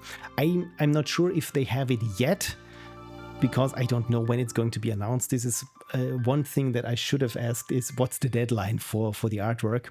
But let me quickly copy the 8 bits to infinity. Oh, it's 8 bits to infinity.com. There we go. And I think they're under jams. This is where you find the jams, but usually you also find it under 8 bits to infinity on itch.io. I think if you follow 8 bits there, then you will get notified when the next or the newest jam is going to be announced. So again, probably a week or so, maybe after Ludum Dare. Again, I'm not quite sure when it's going to be. Probably when I'm finished with my artwork. They haven't been pushy or anything about it, but I can only imagine that they probably don't want to wait another 2 weeks for it to be finished. Right. Again, thank you, everyone. Have a wonderful week. Next week, I think we won't be seeing each other because it is Ludum Dare, and I'm teamed up with a wonderful team that has the super snappy name, named Ludum Dare team. So I'm already looking forward to that. So, and the week thereafter, yes, then I'll be back with streaming and playing your Ludum Dare games. Yeah, and one thing that is kind of bittersweet about Ludum Dare, I don't know if all of you caught what Mike Kasperzak, the long-running runner of Ludum Dare, posted at the Ludum Dare website. That is, yeah, Ludum Dare 64, I think, is going to be the last one. He wants to phase it out. And I mean, he's been running it since the early 2000s or something. And I'm not even sure about the entire history of Ludum Dare, but oh my God, it has been longer than a quarter of a century, which is kind of amazing. And yeah, so there will only be a limited number of Ludum Dares in the future. And Mike said he specifically wants other people to surpass him and what he did with Ludum Dare, just not to name it Ludum Dare, and find their own way of doing game jams. So again, it's a little bit bittersweet, but I try as my hardest to participate in every one until 64 if I can. Anyway, yeah, 6 Ludum Dares remaining. We're now on a timer, people. This feels strange, but again, I like how open Mike is about it, and he's always a little bit self-deprecating because he really did a lot for Ludum Dare. And again, I'm so super grateful for finding this wonderful community in you of fellow indie devs who just love making games. And it's not about how can I make the best well-paying and free-to-play game. Morals be darned, all I want to be is rich. No, for us, it's always the joy of making games, of having this community, having this exchange, and yeah, just enjoying making games and see what we can all do in a ridiculously short amount of time. Right. Well wishes on LD, says Kersey, bye. And so I say to you, bid you farewell by bumping the microphone one last time. Yeah, see you in 2 weeks. And yeah, keep following Pixel Prophecy on the socials, because I think I will be a little bit vocal about Ludum Dare and then go super silent when it happens and then emerge with hopefully a game with my team. Alrighty then. Have a wonderful week and all the best for Ludum Dare. See you on the other side. Bye bye.